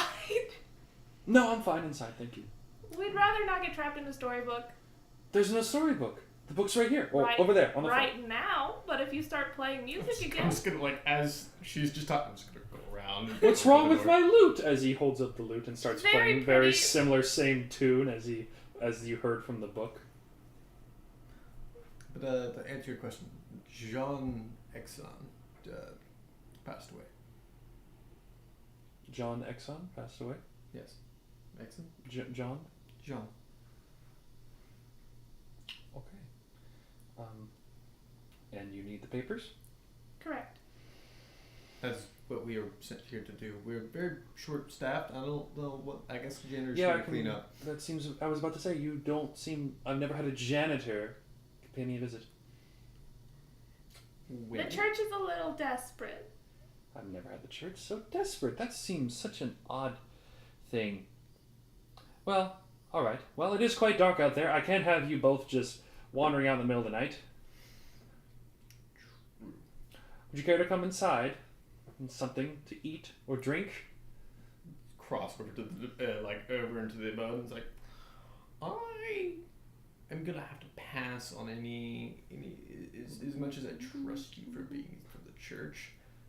I'm gonna pass on food and drink right now. Well, that's not very neighborly. It's very sweet of you to ask, but I'm okay right now. I'm paranoid. Did you say that out loud? Yeah. I wasn't sure if you were claiming. I'm paranoid. I'm paranoid. Why would you be paranoid? I work for the same church. I used to wear those same robes as you are. Just wear the same cloth and badge. Carry the same things. Used to being the operative word, and no one knows why you left, so? I left because I didn't want to do it anymore. Is that not fair? Can I not leave when I want to? That's a reasonable fair. answer. Yeah. I didn't feel like it. I wasn't kicked out. I didn't do anything wrong. Except care too much and then not care at all. Did you want to come in or not? I'm already in. Okay, but can you not stand in the doorway awkwardly? I'll walk around to the door, but I'm not coming in. I'm going to be like, well, honestly, we could just take the papers and go and get out of your hair. It's almost the middle of the night as you look out. Like the sun's pretty much going over the horizon. It's fine. It is at least a day's trek. And you're going to travel in the middle of the night. There are bandits out here. I severely hope you don't think so little of me that I can't even uphold you for one night. I do turn around and be like, yeah, it's true. Remember the story? And I just go through like one of the stories I told you on the way up here. She's like making new notes as you add more details that you forgot the last time you told her. Well, see, that's very interesting. You're You're one of those encyclopedia fellows. Sure. Perfectly fine. It's part of the job. I understand. But, let me see. But please, come inside. As he goes, I have some lovely tea boiling as he lifts up, like, a panel from, like, because it's, like, one of those, like, wooden panel, kind of like they're in blocks, and he just kind of pulls up one of the wooden panels, and then there's just a full tea kettle just sitting right there, already steeping. And he's just like, tea? As he pours 3 cups. I'm also, before I enter, she's like... As he takes it from you. It's not poisoned. What kind of tea? Well, thank you for asking. It's Earl Grey. Thank you. Also, a little paranoid. So before she enters, she's like, so just as a suggestion, I am going to pass suggestion as one of my last spells. Could you not play the lute while we're inside and step in? What does it say? 16. And he's like, I mean, if it bothers you that much... Just a little paranoid about it. I mean, it's fine. Like, okay, fine, sure. Thank you. I was like, I don't want to make my guests uncomfortable. It's fine, I guess. It's very pretty, just worried about the implications of... What about the bongos? Magic. As he kind of pulls them out from thin air behind him. What about the bongos? Yeah, what about the bongos? As he pulls out bongos and sits them in his lap and he starts... As long as there's Tea? no magic attached to them, that's fine. I have met a magic casting janitor and now very hyper... I'm not hyper, I'm just excited. I haven't had many company over in quite a while. Usually people that come by, are just like you, but I'm still happy to see them. And then the occasional bandit that's just like, oh, look, I'll hang out here. And then I just disappear, and then just have an empty shack for a little bit, and that's fine. They can sit here, but but if they stay like for longer than like 2 days, then I scare them away. Curious, how do you scare them away? But I don't want to scare you away. How do you scare them away? Well, first I think about well, first what I do is that I start playing like really spooky sounds, and then as he starts like explaining this, you just hear like the faint crick of like the door like slam shut, and then I create very harsh kind of atmosphere, like he is very lewd and foreboding as the fire on the kennel just goes out, and the wind, and then like you start to see leaves, and you start to feel a wind chill that comes in from where you're not even sure. And it's just little things like that. And then if that usually doesn't get them to at least reconcile or consider something else, I usually think of an animal that I was just trying something new. My new favorite one is picking a dragon. The growl of a dragon is very interesting, and I love it a lot. As you the zygomatic arch that vibrates to like the nostril bone is very interesting. Just the very same as you hear that, and you just hear like the sudden subtle stomps of a just dragon walking outside, almost T-Rex, almost Jurassic Park like, with your teeth just shaking. Question. Do your illusions hurt people? Like, can they actually make physical contact, or are they just illusions? As you say that, all of it kind of like wipes away, and he's like, "I'm a pacifist." Right.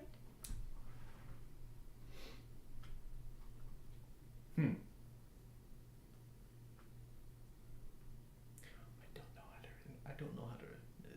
I'm gonna be honest. I don't know How how about first you tell me your names? You obviously know mine, and this seems very rude to let you in without any names.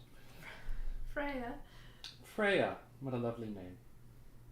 And you? Just call me Rolly. Rolly, like roly poly? Sure. That doesn't seem very fun. Doesn't seem like your full name. What is your full name, sir? Roliab Hassan Rasfaka. Ah, okay. Rolly it is. If you prefer to be called Rolly, I can call you Rolly. It's just easier on people. That's fine. Then easier it shall be. But can I get you anything else? Some food? Tea will not sustain you. I know that. I got some bacon. Just take out a piece of pocket bacon. No, Sassy, you're still very cautious of me. That's very understandable. Stranger middle of the woods. All you know is his name, maybe what he looks like. And then perhaps maybe looking into on his abode and all his endeavors. And then when you open the door, you see a tire gala fit for a king. And it's gone in seconds. I could see you be very conscientious of something like that. But would you still like something to eat? What's he holding? He's pulling something up out of thin air. I'm like, stew? Some stew. Stew, Rolly? Did he pull the stew out of the... He's been pulling things out of thin air Is the constantly. stew an illusion, or is it real? It looks steaming and very delicious. Can you use prestidigitation to make air taste like soup? I mean, I can, but that'd be really weird. I can't eat air. I mean, I can eat air, as a but it DM wouldn't be question. very good. Technically, yes. Okay. Technically, because you can make the air smell sweet if you eat. It'd have to be something. And then again, excuse me, you have to be something slightly. It have to be physical. Excuse me. So you eat. I'm going to correct myself. You could make the air kind of taste like something, but you will never feel like you're eating something. Yeah, it's kind of like how you can almost taste a fart sometimes. Yeah, that's that. Thank you, Rolly. Yeah. Look, everyone's experienced it. If I I know, but that was your go-to. Not everyone had cinnamon rolls, so that's fine. But is that comparison? But Stew Freya? She takes it. She takes it. It's vegetarian. She's like, I'm okay, but her little cat creature familiar pops out of her hood and then crawls over and starts licking the soup. You're not. Well, I thought. Oh, I can get you another plate, another one. I'm okay. Thank you. Okay, all right, fine. I'm gonna But see what that's happens very- to the cat before I eat anything. It seems to enjoy it. Now I understand you being here, but you're a janitor and you're a wizard too. Yeah. Clerics don't have familiars. Well, Not normally. not normally. Through lots of study, that's possible. I mean, that's not really seen as one in the Church of Index. That's why I was making an assumption. Fair. Yeah, but Could also be a warlock. but you're here for papers. I'm just making side notes of like different. Brain track. I understand. Or a druid. Hmm. And that's just a small druid. Now what? Like me. As he kind of like stands up, and he's like patting the bongos in his one hand. What book did I leave it in? He was like, "Okay, leave it The in mention the of a floor." book, I'm like, it's not Shrek, is it? Did I ever say I sat down? No. I'm gonna start backing closer to the door. If he opens a book, I'm gonna step out. He was like, "I have to keep." He was like, "Oh, don't be afraid. It's definitely cold out there. You should definitely probably stay inside." As things, well, I mean, when I'm looking for things, things a little odd. But I told you, you're not in danger. I'm a pacifist. As he proceeds to start pulling a book off the shelf, he's like, "I still have to look for the papers that you want, and I'm not sure where I've kept them." Stepping out. As he flips of open the book, building. and that is where we will take our break. Okay. I was just like, the deep sip of stew. Alrighty. We will be right back after a short break.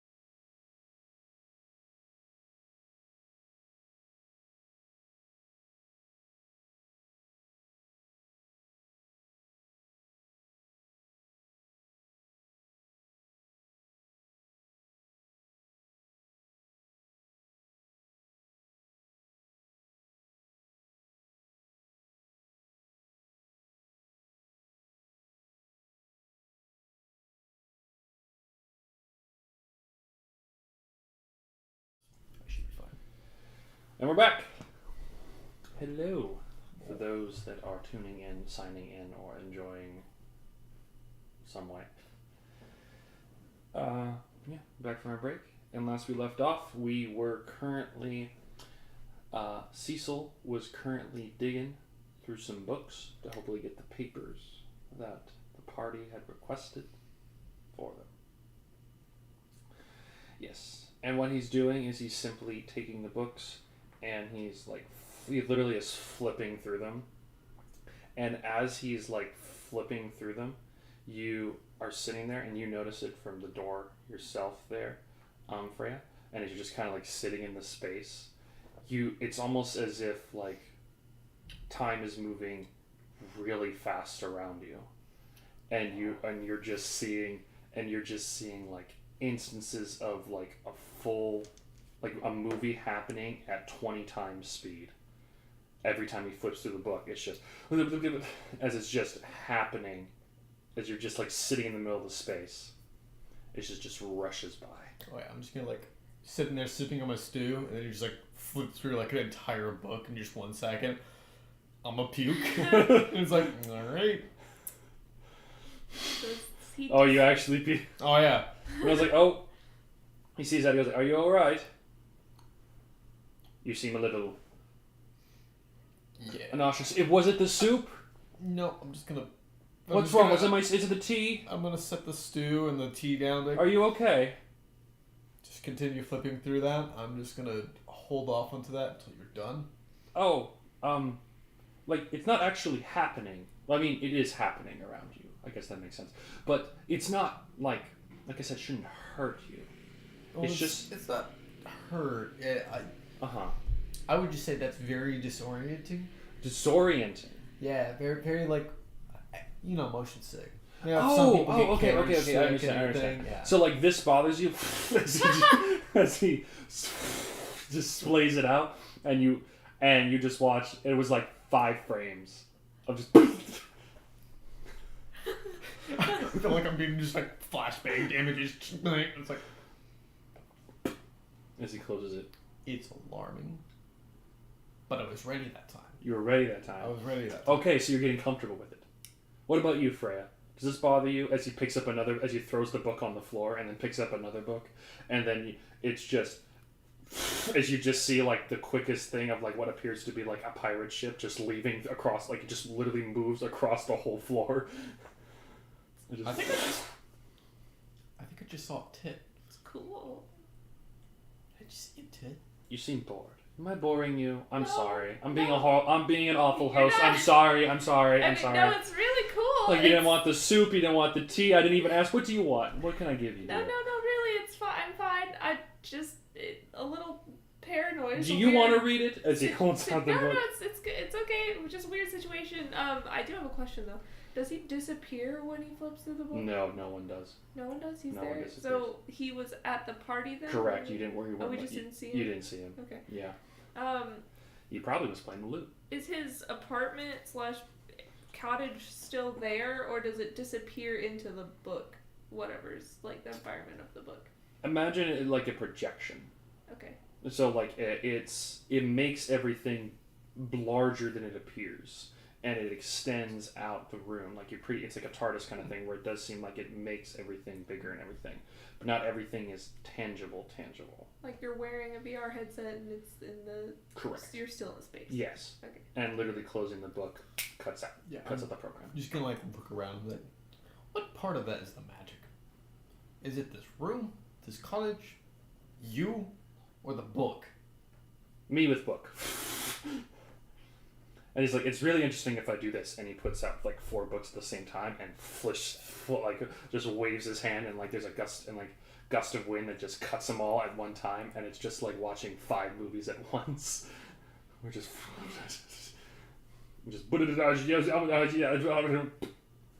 Are they making sound, or is it... They're making visible sound. Like it's very disorienting. It's not just visual, it's audio, and there's a bit of sensory. It looks so real. What happens when I touch something from the...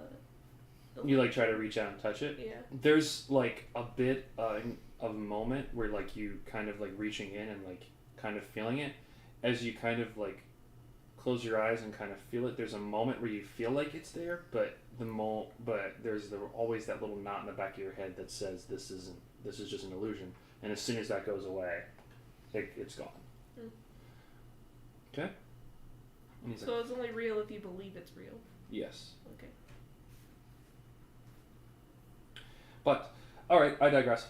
It's not in these books. I'm not sure where I've kept it. Pretty sure I saw B in that last one. The B? B. It was probably this one. Like the letter B or like the insect B? It was the insect. Oh, okay. It's this one. As he opens it up, and there you just see like a corner. It was like you get a slower image, and it's like he pulls up to a random page, and then suddenly there's like just this still of this beautiful like garden that's just blooming and untamed and wild, and there's just insects that are just kind of happening with their like daily lives, and like it's beautifully like sun showered kind of space. It's this one.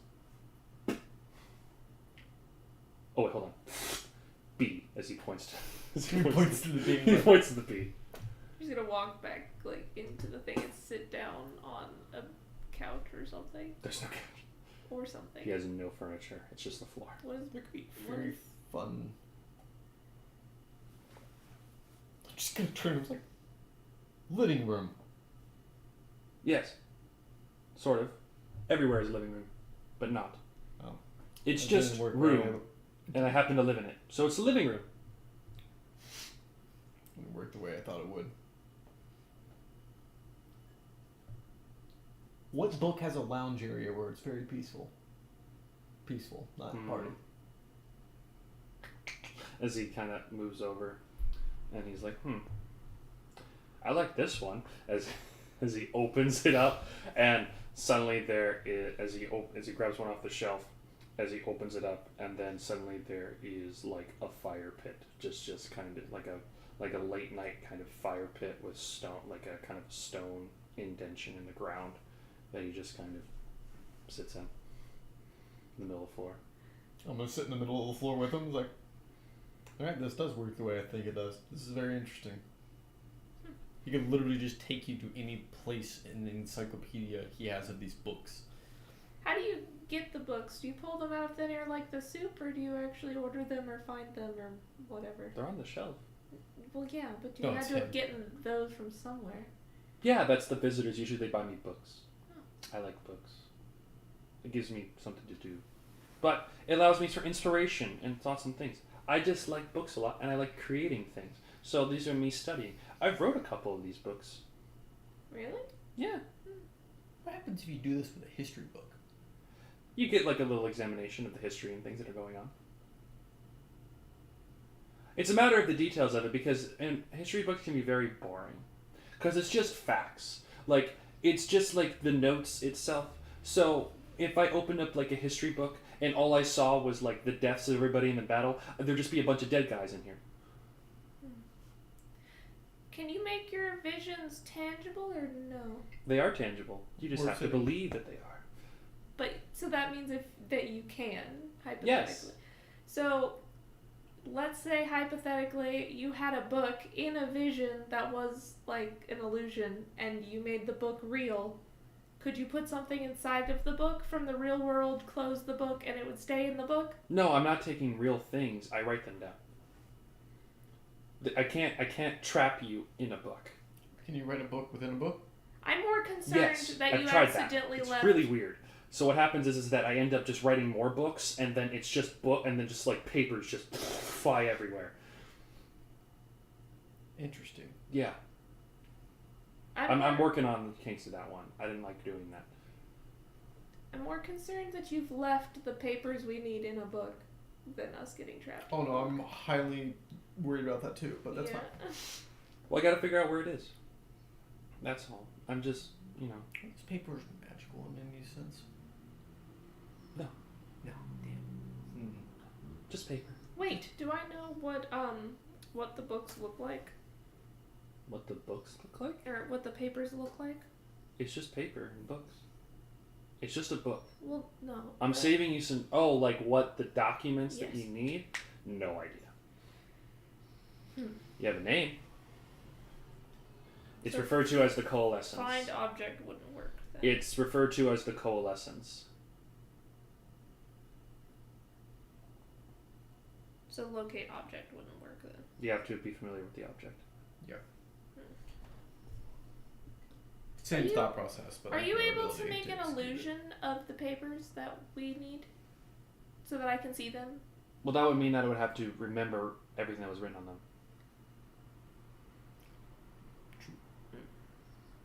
I didn't say I didn't. Do you? He does have a Yes. pretty extensive knowledge of whatever's. Could you make an illusion so I can become more familiar with the papers that we're looking for? I mean, I can, but I could just find the papers. Yeah, but I can find them faster.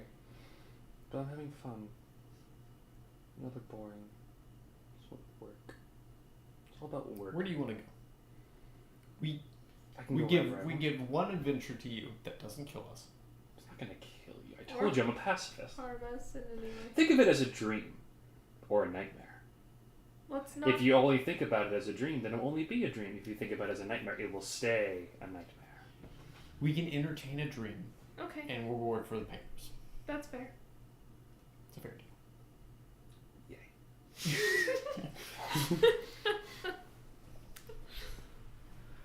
Let's see. Well, Tell us a story, Cecil the Caster. I'm not a caster. No. Interesting. Are the bongos too much? I'm sorry. No. I see puts it off to the side. Can I go back to the loop? Sure. Yeah. Okay, cool. As he just. I don't like. See, I'm good at visualizing stories. That's what makes the books do what they do. I've only written a couple books because I wanted to see if they work for themselves. So the idea is that if there is a book that I want to visualize and I want to make for everyone to share, that's a lot harder for me. I'm not good at making up my own stories. I just tell the ones that I know. So, what about you? Do you like making up stories? I'm more of a reader than a storyteller. And I know you, Mr. Fax. What about you? I'm kind of the same way. I don't really tell stories though. You don't tell stories? No, I just capture a scene in time and just draw it out. Oh. And I just pull out my sketchbook and it's just like all the sketches. Okay, Those- all right. As he like takes the sketchbook, and he starts flipping through it. And as you start flipping through it, you just see like a white, like the surrounding area starts turning into plain like starch white background, like paper filament. But you see like the drawings kind of like in a 3D space surrounding you. So like you're like, there's my house. I noticed that one. Yeah, I know what my outside of my house looks like though. As he flips to the next one, it's like, oh, this one's very curious. As you just, I made a mistake there. I was just like, mistake. if you worry too much about the mistakes, then you'll never look at the whole picture. As he keeps flipping and flipping and flipping. What do you like to draw? If you have nothing to draw, what do you draw? People. People. You like drawing people. Yep. Draw her. Take this paper. As he stands over your shoulder, starts watching you. Now I'm on the spot. Let's alright, it's a pretty decent chance. Sleight of hand. Sleight of hand. Oh, it's performance. Excuse me. Or performance. That's Yes. much worse. With advantage, because you like to draw. I rolled decently. It's just performance is 0, so 18. Splashback. Oh, I love it. Okay, so you're very heavy on the lines this way, but you're very soft this way. Very interesting. As you see, like, the same visage, and like literally as line for line as you draw it, appear behind Freya. Appear behind Freya? Yeah, like it's being part of the room. Like it's like he's physically making it like the Just manifestation. gonna like lean over. Proceed to like draw another one next to it and just like basically trace. Three dimensions. Well, it's like one of those things where it's like I'm like tracing her in 3D space. I'm like, that's very interesting. Yes, it's very fun. See, I'm not very good at these things. I just tell stories. That's what I do. That's what I was doing at the church. I may have an index of a lot of different stories and things, and the important ones, of course. And I can always tell a good story. But it's truly a matter of what I can do with those stories that makes people interested. Curious. Yes. So I can't make my own stories. I just like to think about stories. I have beats, things like that. What about you? You said you just like to read. I like reading. What book do you like to read? I like fantasy books. Well, okay. Well, there's Fantasy plenty in of the fantasy world, just the Yeah. real world. It's just plain old. I'm here to do taxes. Fiction. Okay. As he starts like pulling out more books and kind of thing. And he goes, I sometimes like to do this. As he takes two books and tears one in half, and tears another one in half, and then he like shuffles them like cards, and then like mends, like as if like puts them back in like one of the binders that he tore the book from, and then he's just like, I like make a new story. As he closes it and starts flipping through it, and he's like, it makes no sense, but it sure is fun to make some sense of it. He's just flipping through it like, oh, okay. Yep. Sometimes I best leave it closed, and he's just. But it's There's getting the late tit again. Oh, is that the B book? Okay. No. There's the tit again. Oh. He's like. But I prefer to keep these books closed when I'm sleeping. Sometimes my brain wanders, and the nightmares become real, and they do hurt me. Because sometimes when you're sleeping, you don't know if it's a nightmare, but it is a nightmare, and so they can hurt you. Because now we're in the physical world. Now I'm disturbed again. Why? You're not asleep. I'm just going to assume every moment that we are in this cabin, nothing is real. As he like sits there and he's like, as he just I'm gonna finish my stew now. starts playing on the bongos, and then he immediately starts playing on the bongos, and he just collapses, and you just hear Huh. So he just goes My one and then passes concern out. Okay. is that while he's asleep, he doesn't realize that he's a pacifist, so his nightmares are actually going to hurt us unintentionally.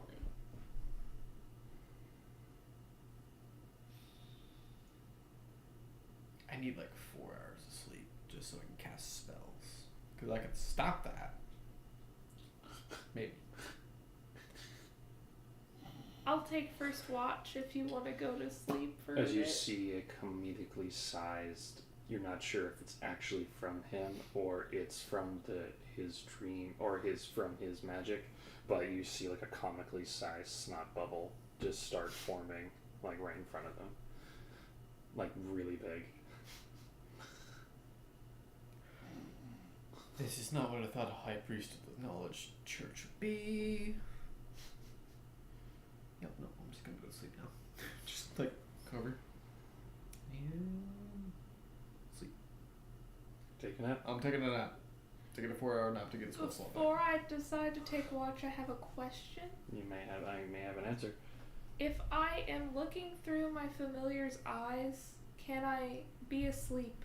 No. While No. I'm doing that? No, you're No, concentrating. It's an active. Okay. Because you're concentrating. Got it. In that case, I'll just stay up for a little while, let him sleep half the night, and then I'll wake him up. Roll a perception check. Uh, What do you watch? +6. Well, that's a total of 7 Okay. for a natural 1. Give me a wisdom saving throw, Chloe. There it is. It's doing so well. Oh, that's not bad. Okay. Wisdom saving throw? Mm-hmm. Okay. 15, 16, 17, 18, 19, 20, 21. 21. Okay. So, you start to just, as you see, like, Rolly kind of fall off into the corner kind of thing, just kind of start dozing, just leaning. The kettle, the fire does go out.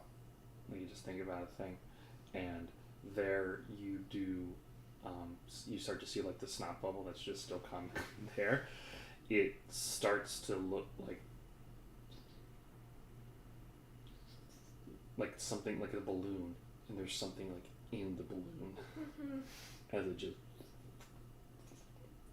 and then you just see like it like push, like it's like pushing through like the outer rim of it, and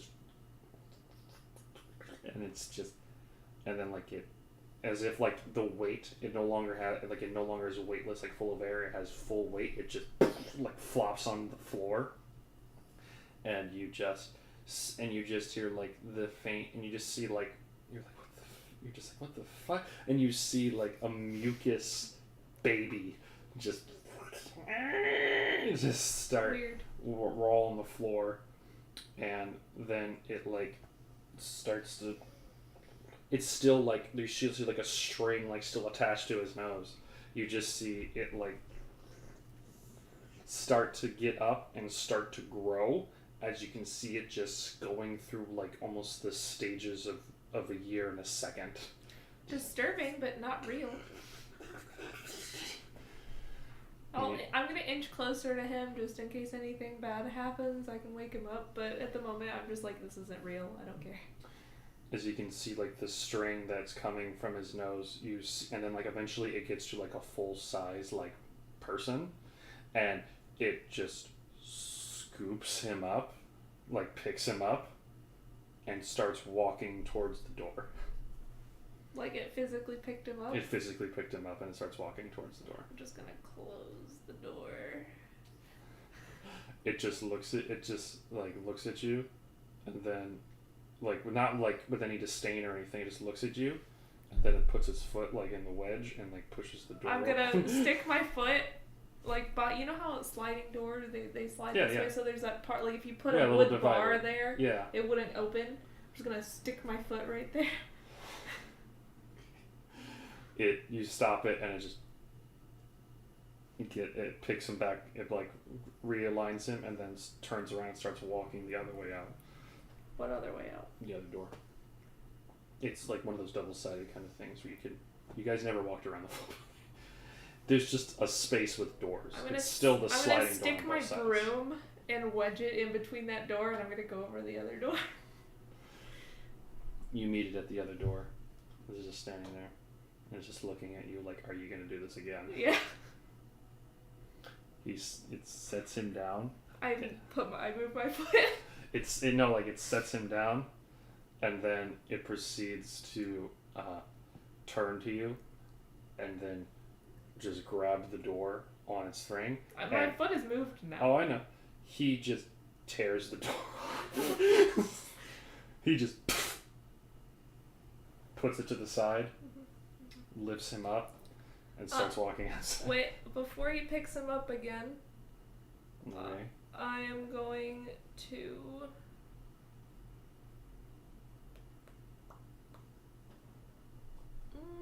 which one would be better? I'm not sure, Chloe. Which one would be better?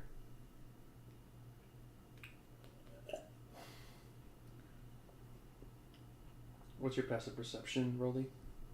My passive perception? Yeah, what's your passive? 10 plus my regular perception equals 17. No, 15. That would have woken you up. As the door gets pulled How off the heavy frame. does this mucus membrane thing look? Undetermined. Just gonna wake up and see a booger man and like... I'm just gonna I'm gonna cast Mage Hand, a cantrip, and I'm just gonna put it in front of the door. He removed the door. Yes, I'm putting Mage Hand, a 30-foot hand. No. 30 foot long. Oh, it's 30 foot long. It's a 30-foot reach. It's a huge hand. How big is the hand? It's regular size. As big as yours. Regular size? Yeah, it's basically you can float your hand. Yeah. I'll just stand in front of the door. Okay. He proceeds to like lift it because you are short. He proceeds to lift Cecil like over him, and he phases through you. I'm pushing Cecil like he can't. I can still touch Cecil. I just can't touch the mucus man. You just Nope. No.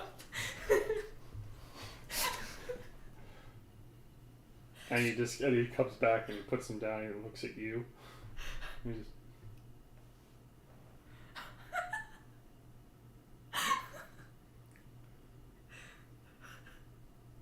Can you talk?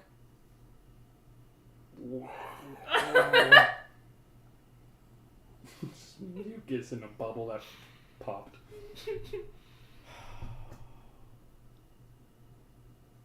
Just go like take like not my pin, another pin I have. Not my good pin. Not a good pen. Very clear about that. Take some shitty paper, set it down. I'm like, you can clearly respond. Right. Where are you taking him? He puts Cecil down and he just shows you his hands, which are just mitts of goop. Just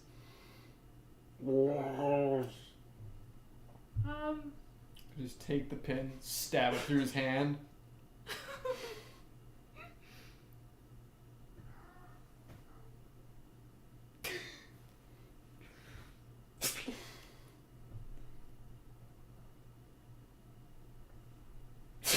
Oh no.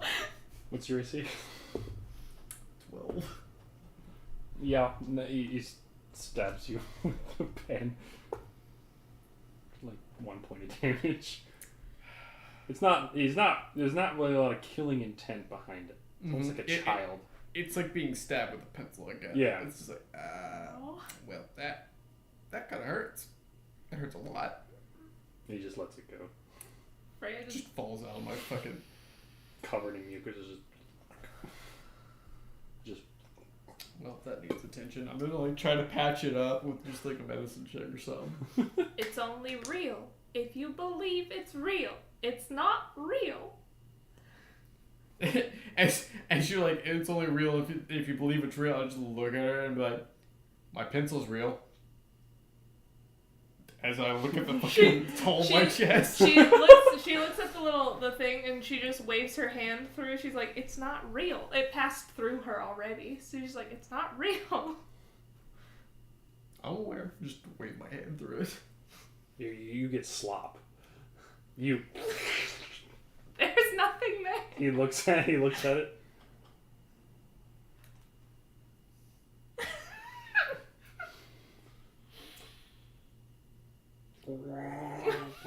Wipe that on the floor.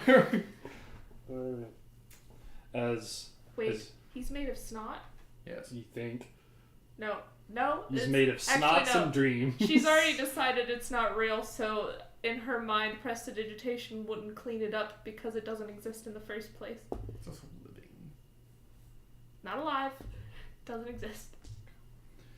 As you kind of like, As you gave me spell slots back, did I? No. You were asleep for like an hour. I was trying to let you sleep.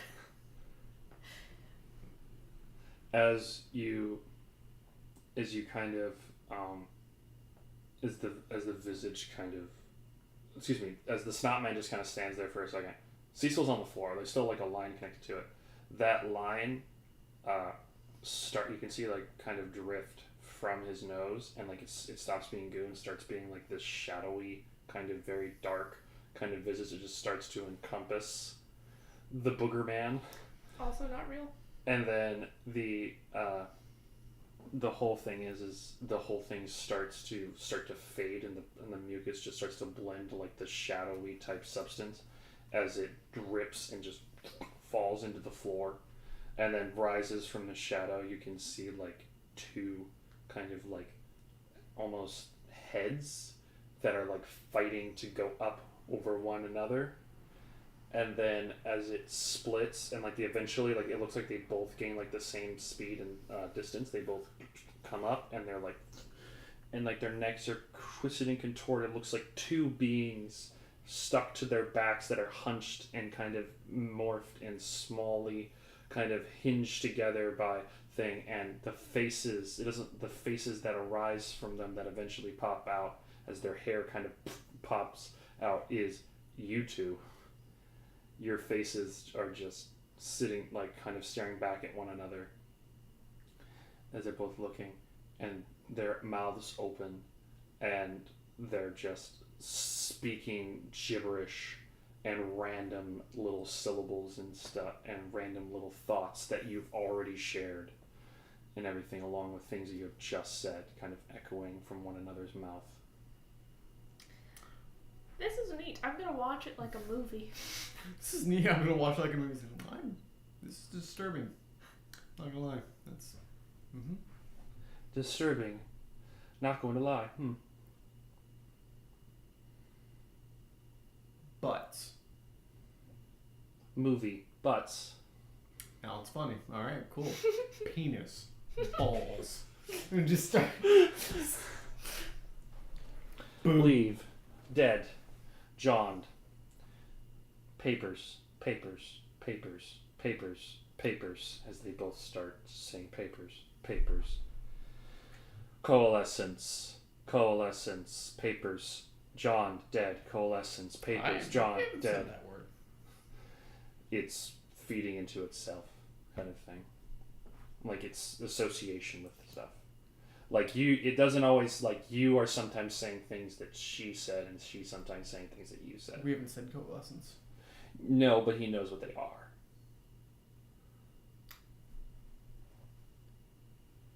Okay. He knows what the papers are called, kind of thing. Mm-hmm. Papers. Soup. Tea.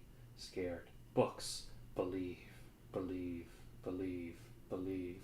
Nope, sorry. I need intelligence saving throws. Perfect. I'm sure y'all can manage those. That is a 16 plus 8.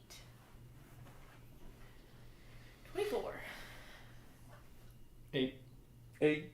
8. 8. I rolled low. That's fine. You're okay. You don't see or feel anything, but you feel like the sudden urge to jig.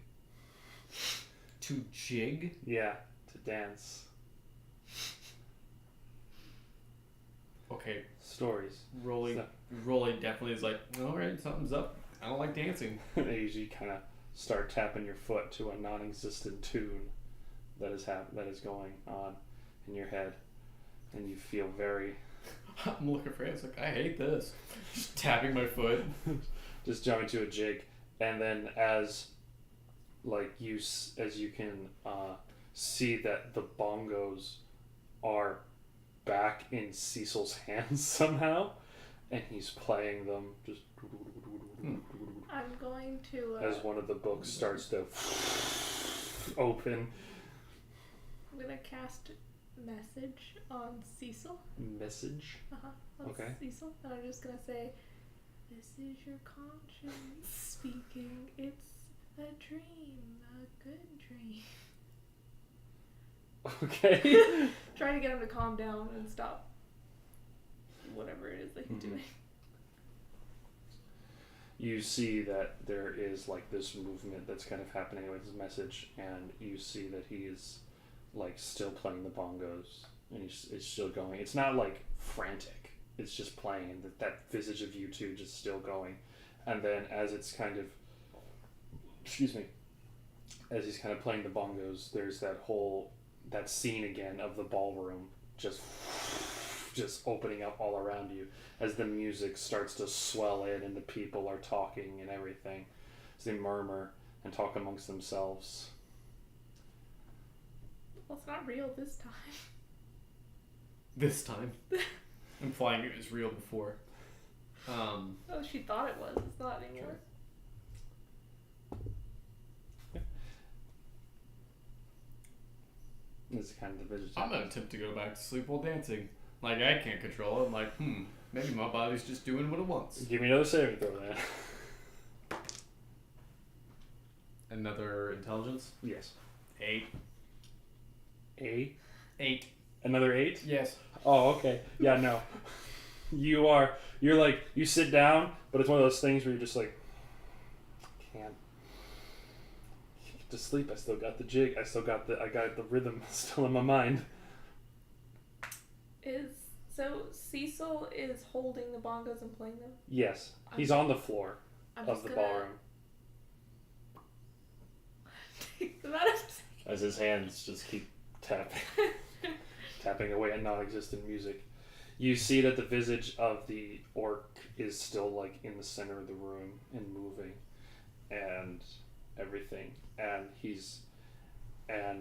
the guests like all start to like turn and like move and laugh and with cadence, and the orc proceeds to point and turn to you specifically and go, you killed John, as he starts like walking forward and like pulling out like a cutlass from. Not real. Roll me a wisdom saving throw. Okay. I'm really good at that, I hope you know. It's okay. 24. 24. Okay. What's your AC? 9. 9. All right. The orc man like thrusts at you, and like he kind of misses, but he still catches like the side of like your cloth of your uniform. You can feel it go and cut it. Does it actually draw blood, or is it just? You didn't be taking damage. It cuts your clothes. So is there blood? It cuts your clothes. It cuts my clothes. I see. It cuts your clothes. Like it physically cuts your clothes. Damn it! I knew this was gonna happen. I told you this was going to happen before he fell asleep. I figured I would get more sleep because it takes about 4 hours to get into a deep sleep, and he's here in 1. As I'm just tapping my foot. Still tapping the air. I'm going to bluff to the mirage. Okay. What you have to tell me the bluff. I'm gonna take out my dagger from my side holster. I'm gonna hold it up to Cecil's neck. I'm not gonna do anything to him, but I'm gonna hold it up to Cecil's neck. And I'm just gonna be like, if he dies, you don't exist. Roll a intimidation? Not so great at that. 14. He doesn't really react to you putting the dagger up to his throat, and he just goes, "John dead. You killed John."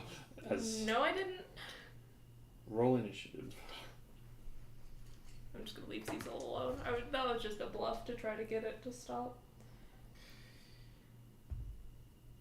Okay.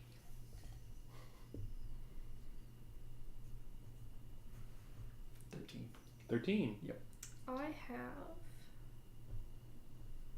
I've saved my 3rd level spell slots. Okay, but I need an initiative roll, darling. Sorry. 13, 12.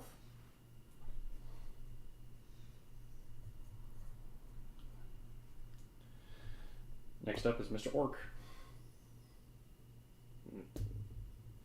He has plot armor. Joking. I have no armor. I know. His armor is literally plot armor. Didn't forget to equip my armor, did I? I don't think so. You're a wizard. Yeah. You don't really wear armor. Yeah. You can't have armor unless you're... The 9 makes sense. A specific kind, yeah. Anyway, what's your AC again? 9. He's gonna hit you. You're gonna take 4 points of what feels like psychic damage. That seems fair. 17. Okay. Rolly.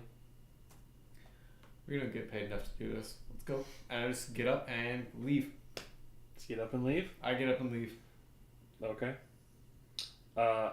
Give me a dex check. 18. You struggle, but like the whole thing is that there's a crowd of people. There's still people at the ball. As you kind of are weaving and dodging your way through it. Kind of, I'm just like you feel like there's tangible people here. Right. That's the whole thing. You're trying to make your way through a crowd of like people who are like, oh my god, and they're very concerned about like the scene that's happening. And give me another wisdom. There's gonna be a lot of these guys. Sorry. Saving throw. My character is effectively useless. That's a 24. Okay, take half. Take 2 points of psychic damage for them, like gasping, and they're making fun of you as they say, "Look at the coward! Oh, leaving your friend behind. Some cleric you are." I'll be fine. Still leaving. Freya, you're up. I'm gonna Misty step out of the cottage. Okay. I'm by the back door at this point. Like, I was blocking him from exiting the back door. That's what this whole thing started. Yeah. So I'm just gonna look out the window that we never closed, and I'm gonna Misty step outside. You don't know where the window is. Oh, it's disappeared into the mirage. Yes. You don't know where the window is. But I know where the door is, because I was just there. You have an idea. I'm just gonna turn around, elbow the back of the door, and step backwards. Okay. You just step back into the open? Yeah, outside. Okay. Is there... Can I now see my surroundings? Or Yeah, you're outside. Alright, where is he at? He's on the other side. Of the house? He decided to go that way. He decided instead of going the quickest way, he went the longest way. Alright, I'm gonna move... No, he's just going out the other door. I'm gonna move to Just the going front, around the house to the front door and open it so he can see an exit. You can move, that's it. You can't go all the way around the house. That's while you're moving. How far is the house? You're circling around the house. No, I'm asking what's the perimeter of the house? The perimeter of the house? From back to front, what is the perimeter of the house? About the perimeter and the back to front of the house is different. Okay, back to front. The back to the... How far is the walk to the front door? Thank you. That's a better question. You're asking me 2 questions in 1 question with that. I was like, let me get my math out for the perimeter of the whole building. What is the walk? 40 feet. Thank you. I'm going to Misty Step to the front area. You can't cast 2 spells. I didn't cast a spell. You Misty stepped out. You told me I couldn't see outside, so okay. I thought you busted it to Misty step. So I elbowed the door, walked out, and now I'm going to Misty Step. Alright. Yep, no, that works. Okay. And then I will take the 10 feet to open it for him. To the door open, pretty much, kind of cutting almost like a hole through the visage. Oh, okay. There's my exit. Yeah. As you both are kind of like you're in the doorway now, and you're standing pretty much on the other side of the door. You feel that shaking again as you leave the party. Mm-hmm. You feel that rumbling and shaking. You hear that sound of the dragon that he was mimicking earlier. If you can make it outside, I got this, but you have to make it outside. Oh, I'll make it outside. Okay. As you just kind of see like a claw just come onto the roof, and just looking down and like curl its neck and furl. If you see like a silver dragon just come down and furl its neck right in front of you, Freya. Me? Yes. Outside? Because it's on the roof. Cool. It's not encapsulated in the ballroom. Is the anatomy correct? You can't see it right now. Is it attacking me? It's just looking at you dead center kind of thing. I'm like... It's your turn now. Hurry up. I'm just gonna walk out. You walk out, you see a silver dragon. Is the anatomy correct? Surprisingly, yeah. Hmm. You're not going to check its You can only see like the front half of it technically. That's where it's at.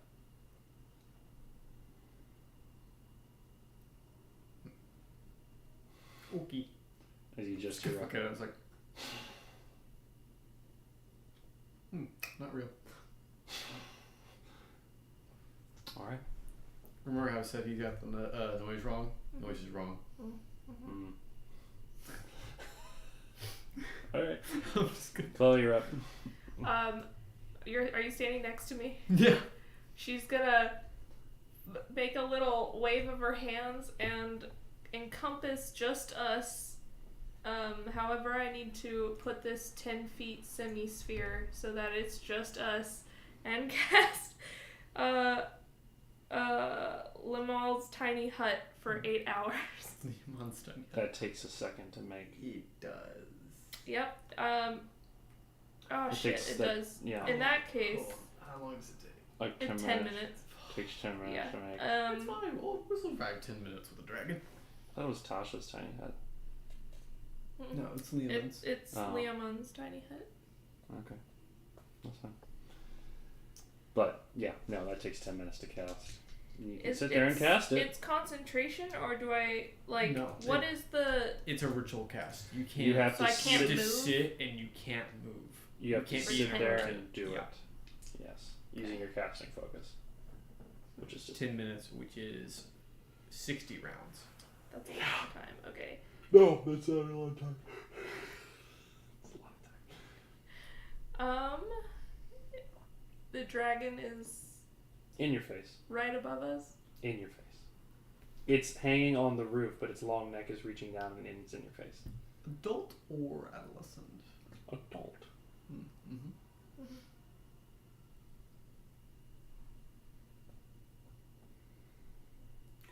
Well, I'm just going to Well- continue walking.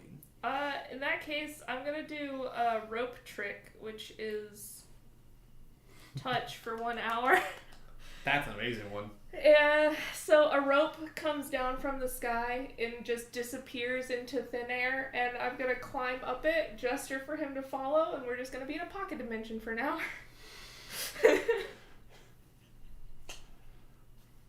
Okay. You just see a rope just come down from the sky right in front of you. I gesture for you to follow me. Yeah, I'm just like... Yeah, I have no idea what part of this is a dream or not, but I'm going to follow. Now, while I'm in this room, can I cast Tiny Hut? It takes a second to climb. You But have to can I climb it. concentrate to cast it so that when this spell ends, the other one appears? No. No. One or the other. It This is also instantaneous. says you cannot cast spells while inside the That's hut. really sad. Yeah. Well, we're in here for an hour. You have to climb it.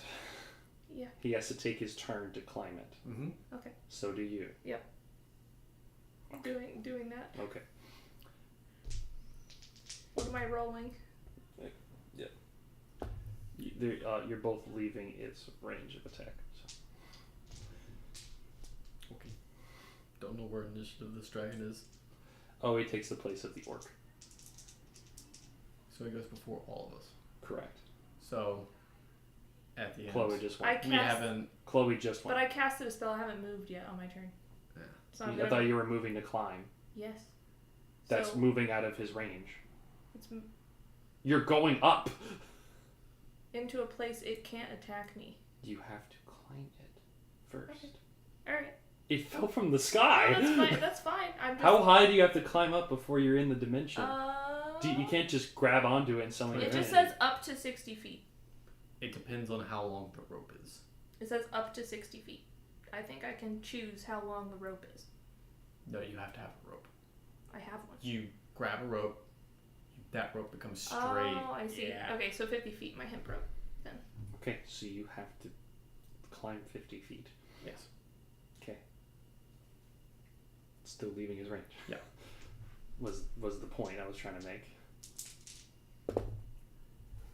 It is only an illusion. 6. I haven't left yet. Oh, okay. 6. 6. Got it. As it bites you, sort of. part of you's not sure if it's real or not real and not. So it like bites you as you like phase through it and keep climbing. Yep. And now Baylor. Now Rolly. no, it worked. Now it's dragon's turn. It takes the orc can't. The orc went first. Yes. She's last in initiative. I know. She left its range. It got an attack of opportunity. I said the dragon takes place with the orc. Yes. Okay. All right. Okay. Do you want me to attack again? You want... We're just trying to be fair. Okay. Fair. I understand. All right. Go back. Fair enough. Thank you. All right. Did it miss? What? What's your AC? Oh, mine? That's 12. It did. Mm-hmm. You're fine. Oh, it missed. You missed. Barely. It like bit and then like it tried to slam its head to you, but like there was a moment where you like kind of closed your eyes and you were just like, and it just went right through you. Do I notice that he closed his eyes and it went right through him? No. Am I able to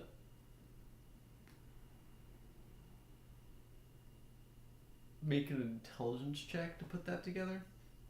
Sure. Like, am I able to weaponize that? Okay, that's better. Finally, 22. 22. 22.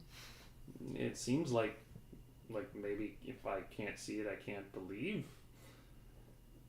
Seeing is believing. Gotta grab the rope, close my eyes, and start going up the rope. As it hits you. Right? You don't feel any damage. I'm just gonna continue going. And you both of you scoot up into the pocket dimension. So closing your eyes. And I'm gonna bring the rope up so it just looks like we disappeared into nothing. Like a shelf in a dimension. Okay. So we're up here for an hour. You guys gonna chill up there the full hour? Do the things dissipate or think we're gone? You can't or... poke your head out. You either out or No, in. it's like a glass room. I can see everything. Oh. It's Kind of. They're just kind of. It's almost as if like they're paused. If that makes sense. Mm-hmm. Like they're there. You can see the dragon and like it's kind of looking up in your direction, but it's not moving. It's video game-esque where it's just like the enemy AI is like, oh, player's not here. It's pause screen. We need to figure out what we're gonna do because this only lasts for an hour. Oh, and we'll just close our eyes when we descend. How's Closing that your eyes, nothing affects you. Oh. Which means closing your eyes. In that case, I might have a solution. I also might have thought of something because the other part of our senses is sound. You first. What's your idea? Well, if memory serves me right. Oh, it's only 2 minutes. Fuck. So we can cast silence on ourselves. I can't, but if you have that spell, that'd be cool. Shit, I need to be able to cast. Never mind. We just need to earmuff ourselves and close our eyes, and then we can go to sleep. For an hour. Oh, you're outside. Outside. Okay. Because then nothing can attack us. Mm-hmm. And if it can't, yeah. Okay. I'll have to test the theory when we get out, but yeah. That's the All right. idea. Do I have anything to add as earmuffs? Let's see.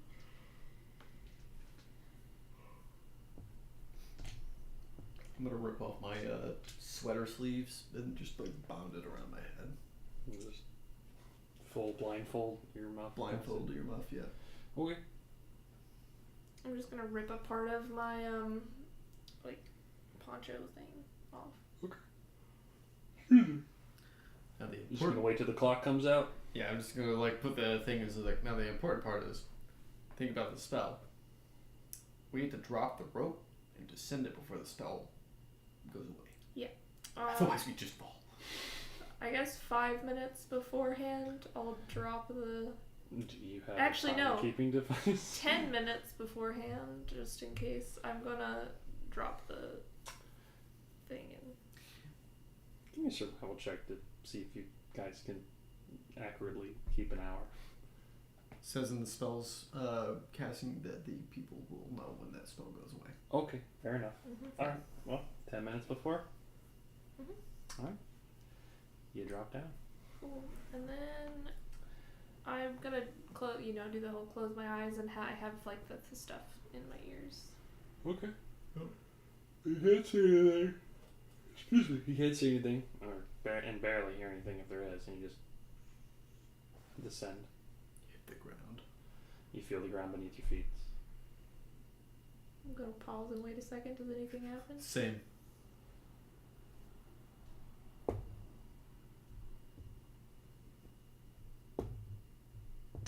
No.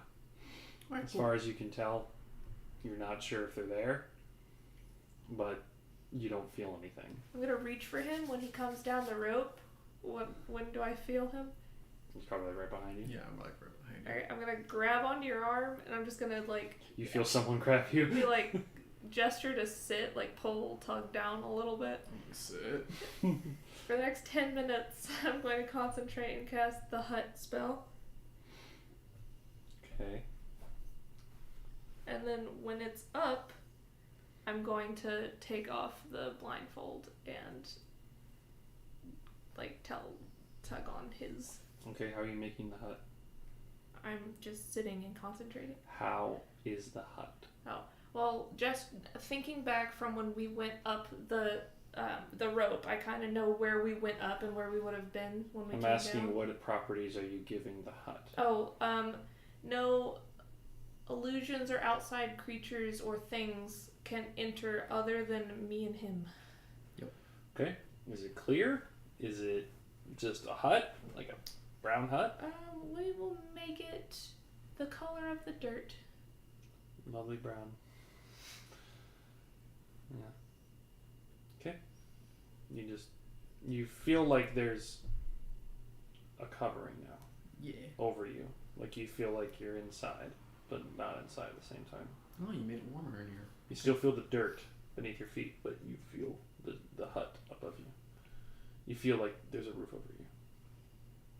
I'm just gonna keep the blindfold and yours on. I have faith in your dome, but I'm just gonna pass out. Yep. Pass Time out. for sleep. Both of you gonna just go to sleep? Yep. Yeah. Okie dokie. You both get a full night's rest. And you are actually awoken to the sound of someone knocking outside the hut. I'm just gonna poke my head out and just be like, Can I? "Well, So you can see, remember you can see out, inside out. Can I He can't. change the color? I know. Yeah.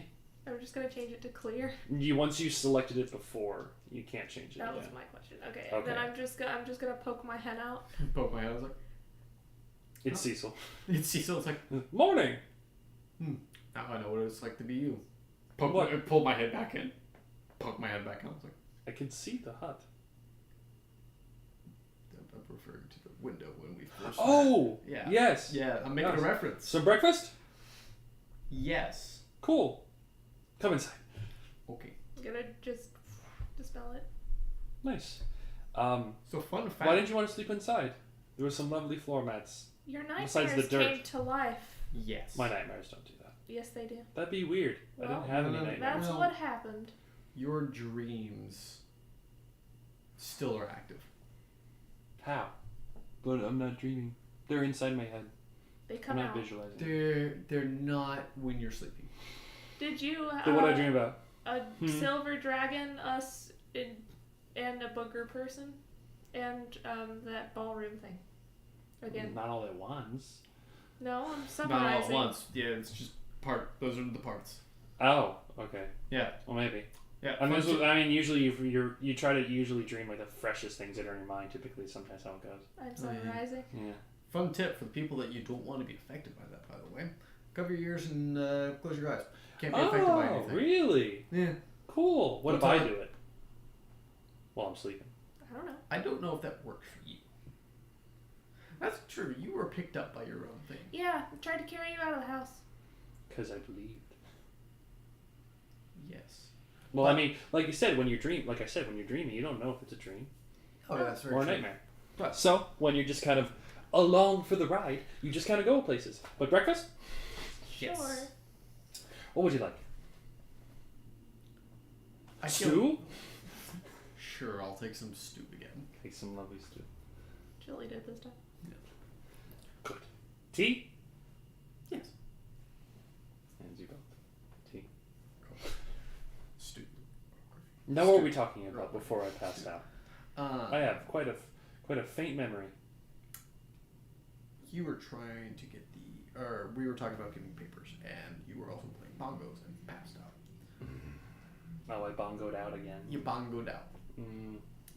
It's very disturbing that you have a thing or a phrase for that. And Y'all don't bongo yourselves out? No, I do not bongo myself. Why don't you bongo yourselves out? You never worked at something so hard or like so frequently that you just passed out? Oh yes, all the time. That's Okay, what so sketchbook it's is. bongos for me. It's bongos for you. All right. Bongos for me. Yeah. I could bury myself in my books, but I don't get anything out of it. Yeah. Like Well, I'm just like it's always happening. This was a nice icebreaker for us. Now, about those papers. Oh. Yeah. Let's see if I can remember them. Yeah. Okay. As he like turns around, and he's like, "Yeah, all right." As he pulls up another one of the floor panels, and he pulls out an obscenely like long looking scroll that's just furled up, and he's like, "Oh, I need this."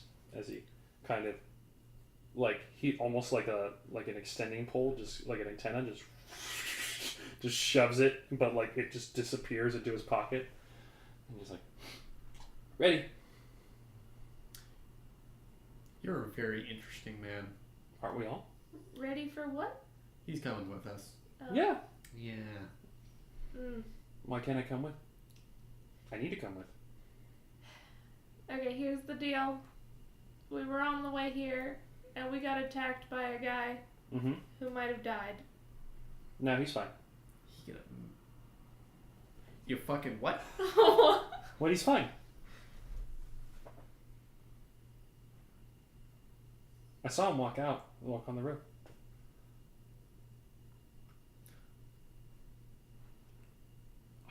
We need to return to the wagon. We need to return to the wagon. I'm about to have an existential. I mean, nothing in there was crisis. technically ours to begin with, so Yeah, I'm you not stole really, that wagon. I'm not didn't truly ya? worried about it. Poor Horsey. He's been tied up all night. You could have brought him with you. We just didn't want to have that conversation, to be honest. What? That you have a horse? No, that we had a dead body in the back of the cart. But he wasn't dead. Well, we didn't know that. Well, now he is. Like, gonna like look for something shiny and look at my own reflection and make. I'm like doing everything to make sure I'm real. Because I'm like, wait a minute.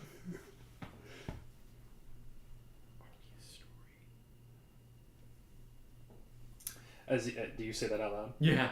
He kind of leans in real closely. That's always the question, isn't it? Let's go. Cool. This story isn't over just yet. As he kind of reaches out, grabs a top hat, puts it on, starts walking down the road. Starts walking the pathway towards the road. I didn't bring any stew with me, so come on. Start walking. Head down. We're not real. Aren't we all not? We're only real because we believe we're real.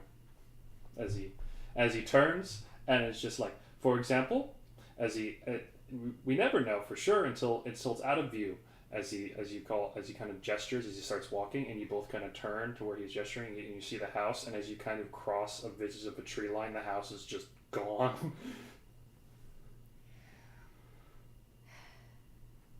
And then you do that thing where like you step back and you like lean it the other way, and the house is there again. Interesting. It just like has like a cutoff just from this like one tree right here. Interesting. Back to the carriage. To the carriage? Might not still be there. You're right. We might have to walk back. That's fine. That's fair. It's not a much longer ride then. I don't know about that. That doesn't sound like fun. I don't like walking, but adventuring can be fun. Can you summon a horse and we pretend it's real? Could. That'd be fun. But the moment that you like doubt that he's real, or sometimes the horse doesn't think he's real. If I keep my eyes open, I think I can pretend that it's real. So wait, what happens if something doesn't think it's real?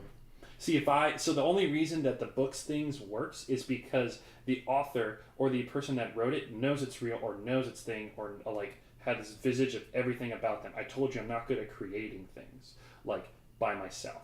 So I'd have to find in a book a good horse. And then I bring him and then we can use him. But if I just like think of a horse. Do you know what our horse looked like? No. Our horse? No. Just Can you draw our horse? That might work. I could draw our horse. I'm gonna draw the horse and be like, make that real. And Draw then I'm it gonna just 4 think to myself, times. I'm not real. You're doubting yourself. Mm-hmm. He looks at the horse. He just give me a performance check to draw that horse from memory. Nat 20. That is that cocked? No, it's not cocked. Okay. Performance check. With advantage because you like drawing, because you like to draw. I'll give you that. All right. You draw a lot. It's a good rough draft. 16. 16? Yeah. You kind of like traced it and then drew over it. You're like, you're not sure anymore. It's just like, but it'll do. And he's like, as it just stares at it, he's like, this is much harder than it normally is. I don't like to do this.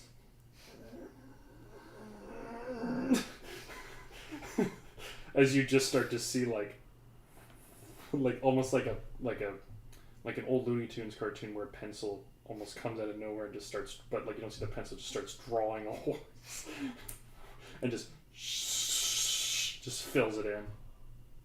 Understood. But you're still good at drawing horses. Keep at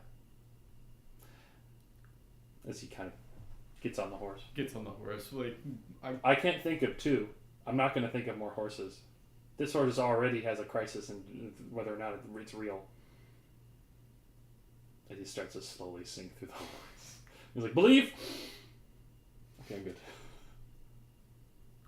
How would Guess it we'll know? walk It's beside never the seen horse. another horse before. As far as it's concerned, that's what horses look like. It doesn't have to believe it's a horse. It has to believe it exists. Mm. We're not real. But it can be real. No, I'm just internalizing that. But what you made was real. He pats the horse. Because you believe in it. I'm doing my hardest just to pop out of existence. I'm Schrodinger's cat in this. I am not perceived, therefore I do not exist. But shall we go?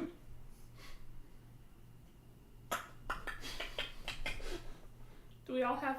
did you draw No, 4? you drew one No, horse. We're wa- You drew a copy of the horse. Your horse that you had before. Can you make 2 more of those? No. He said no. Darn. I lose one. Maybe. I don't know. I'll try. Just gonna walk. As he starts moving down, he goes like, well, the carriage is still here. Is the horse? No. Well, Horse is gone. Interesting. No, bandits. There's nothing in the wagon, is there? Empty. Yep. Bandits stole it.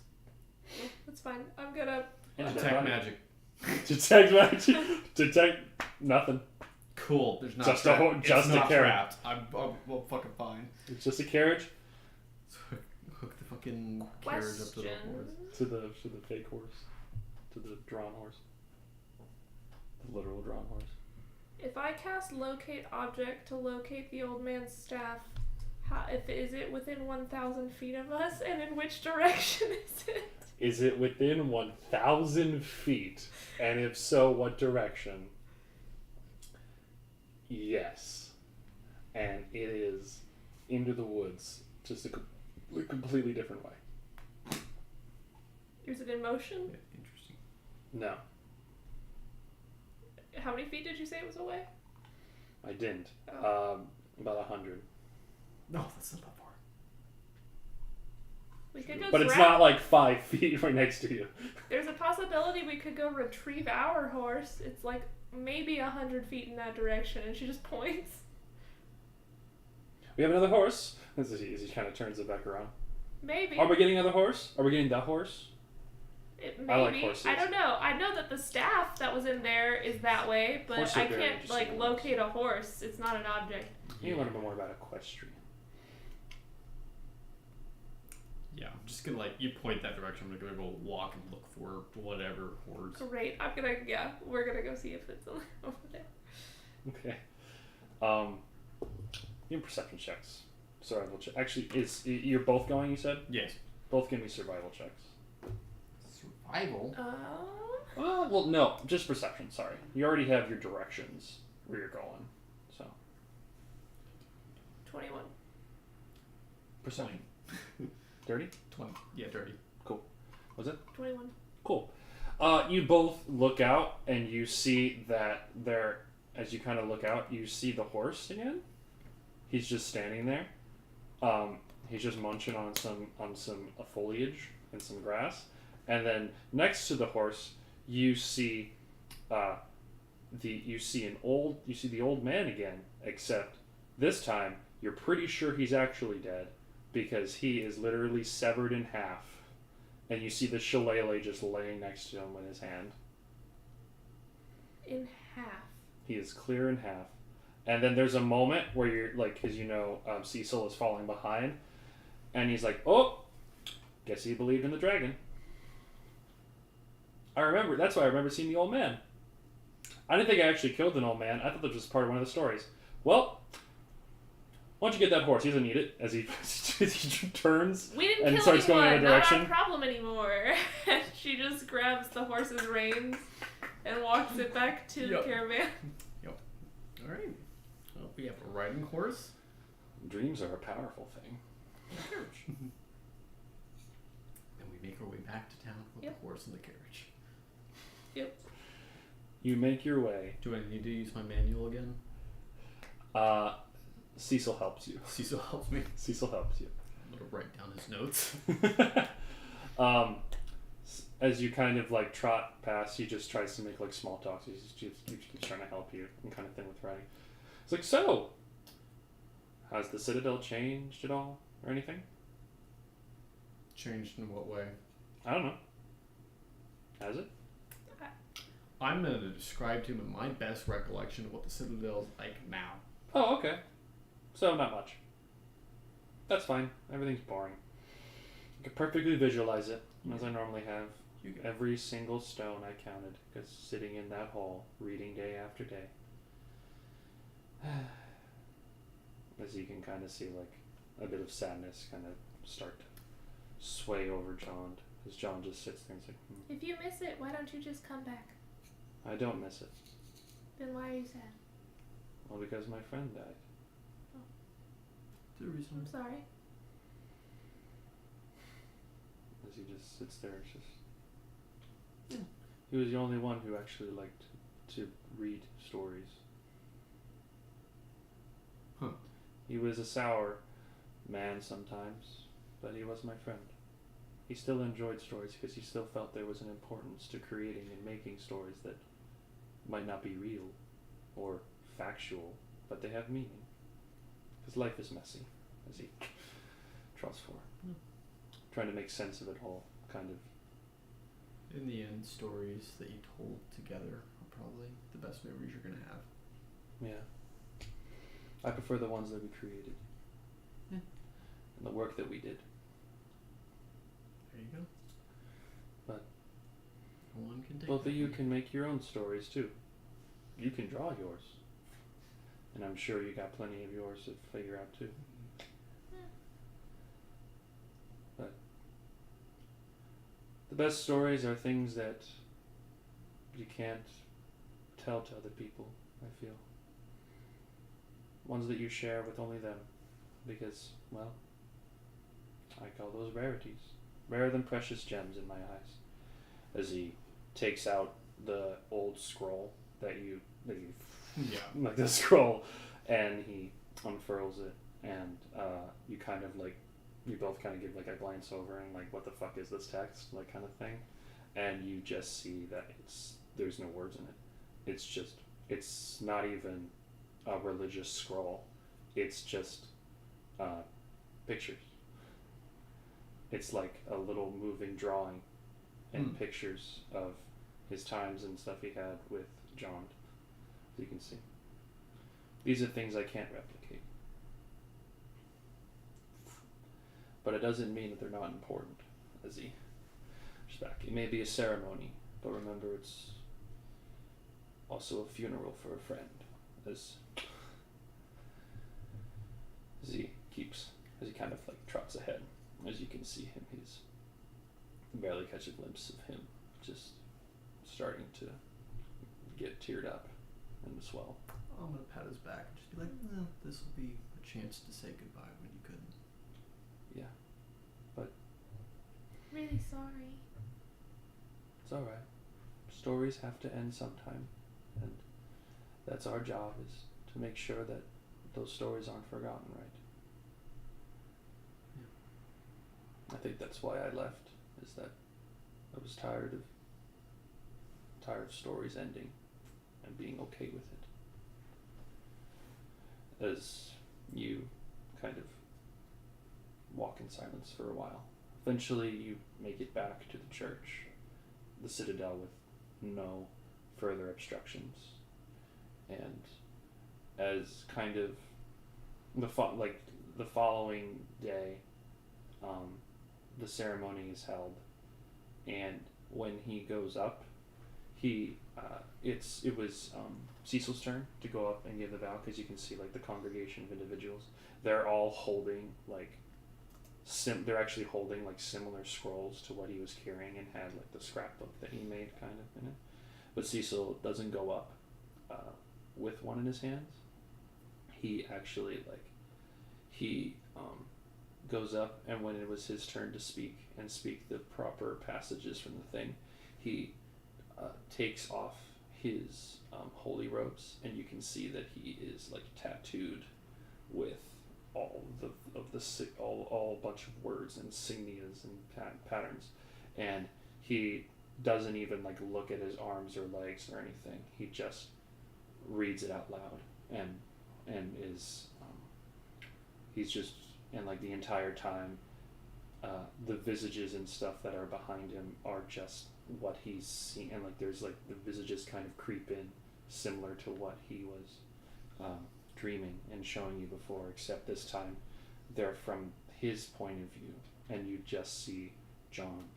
You proceed to see a living John, the member that you've seen walking around just talking and smiling and laughing, and just these visages as he's just reciting these words that don't exactly match what is happening behind him, but you can feel the emotion and power between every word that he speaks, as tears start rolling down, and there's just, and once he finishes, the visages kind of dissipate, and he just goes back to sitting down as he throws back on his robes. And you were asked if you would like to, after being cordially thanked, everything, for retrieving and telling Cecil about what happened and bringing him here, you were also asked by the other higher ups if you would like to escort him back home. Fuck no. Weakness. Would it just be like you do that, you come back, or would we actually be escorting him home? Because I do want to just say that it is the 3-hour mark. You're just escorting him home. It's just purely, it has nothing to do with story. It has nothing to do with, like, this is just him saying, there's no story. Because, like, yes, Freya would escort It's just, him back, yes, would you guys like to take him back? That's it. Okay. And that is where we shall call this little one-shot special. A one-shot story. Yay. For those who are just now coming in because they see 3, 4. I'm so sorry that we're on an off day, And if any of you came by, then I'm so happy that you did. And for those that are watching the VOD later, glad you found this little one-shot enjoyable, sticking out this far. And we'll hope to see you guys next week. Hopefully be back the way we were, and maybe some other stuff along the way. Yeah. Have a wonderful evening. Bye. Bye.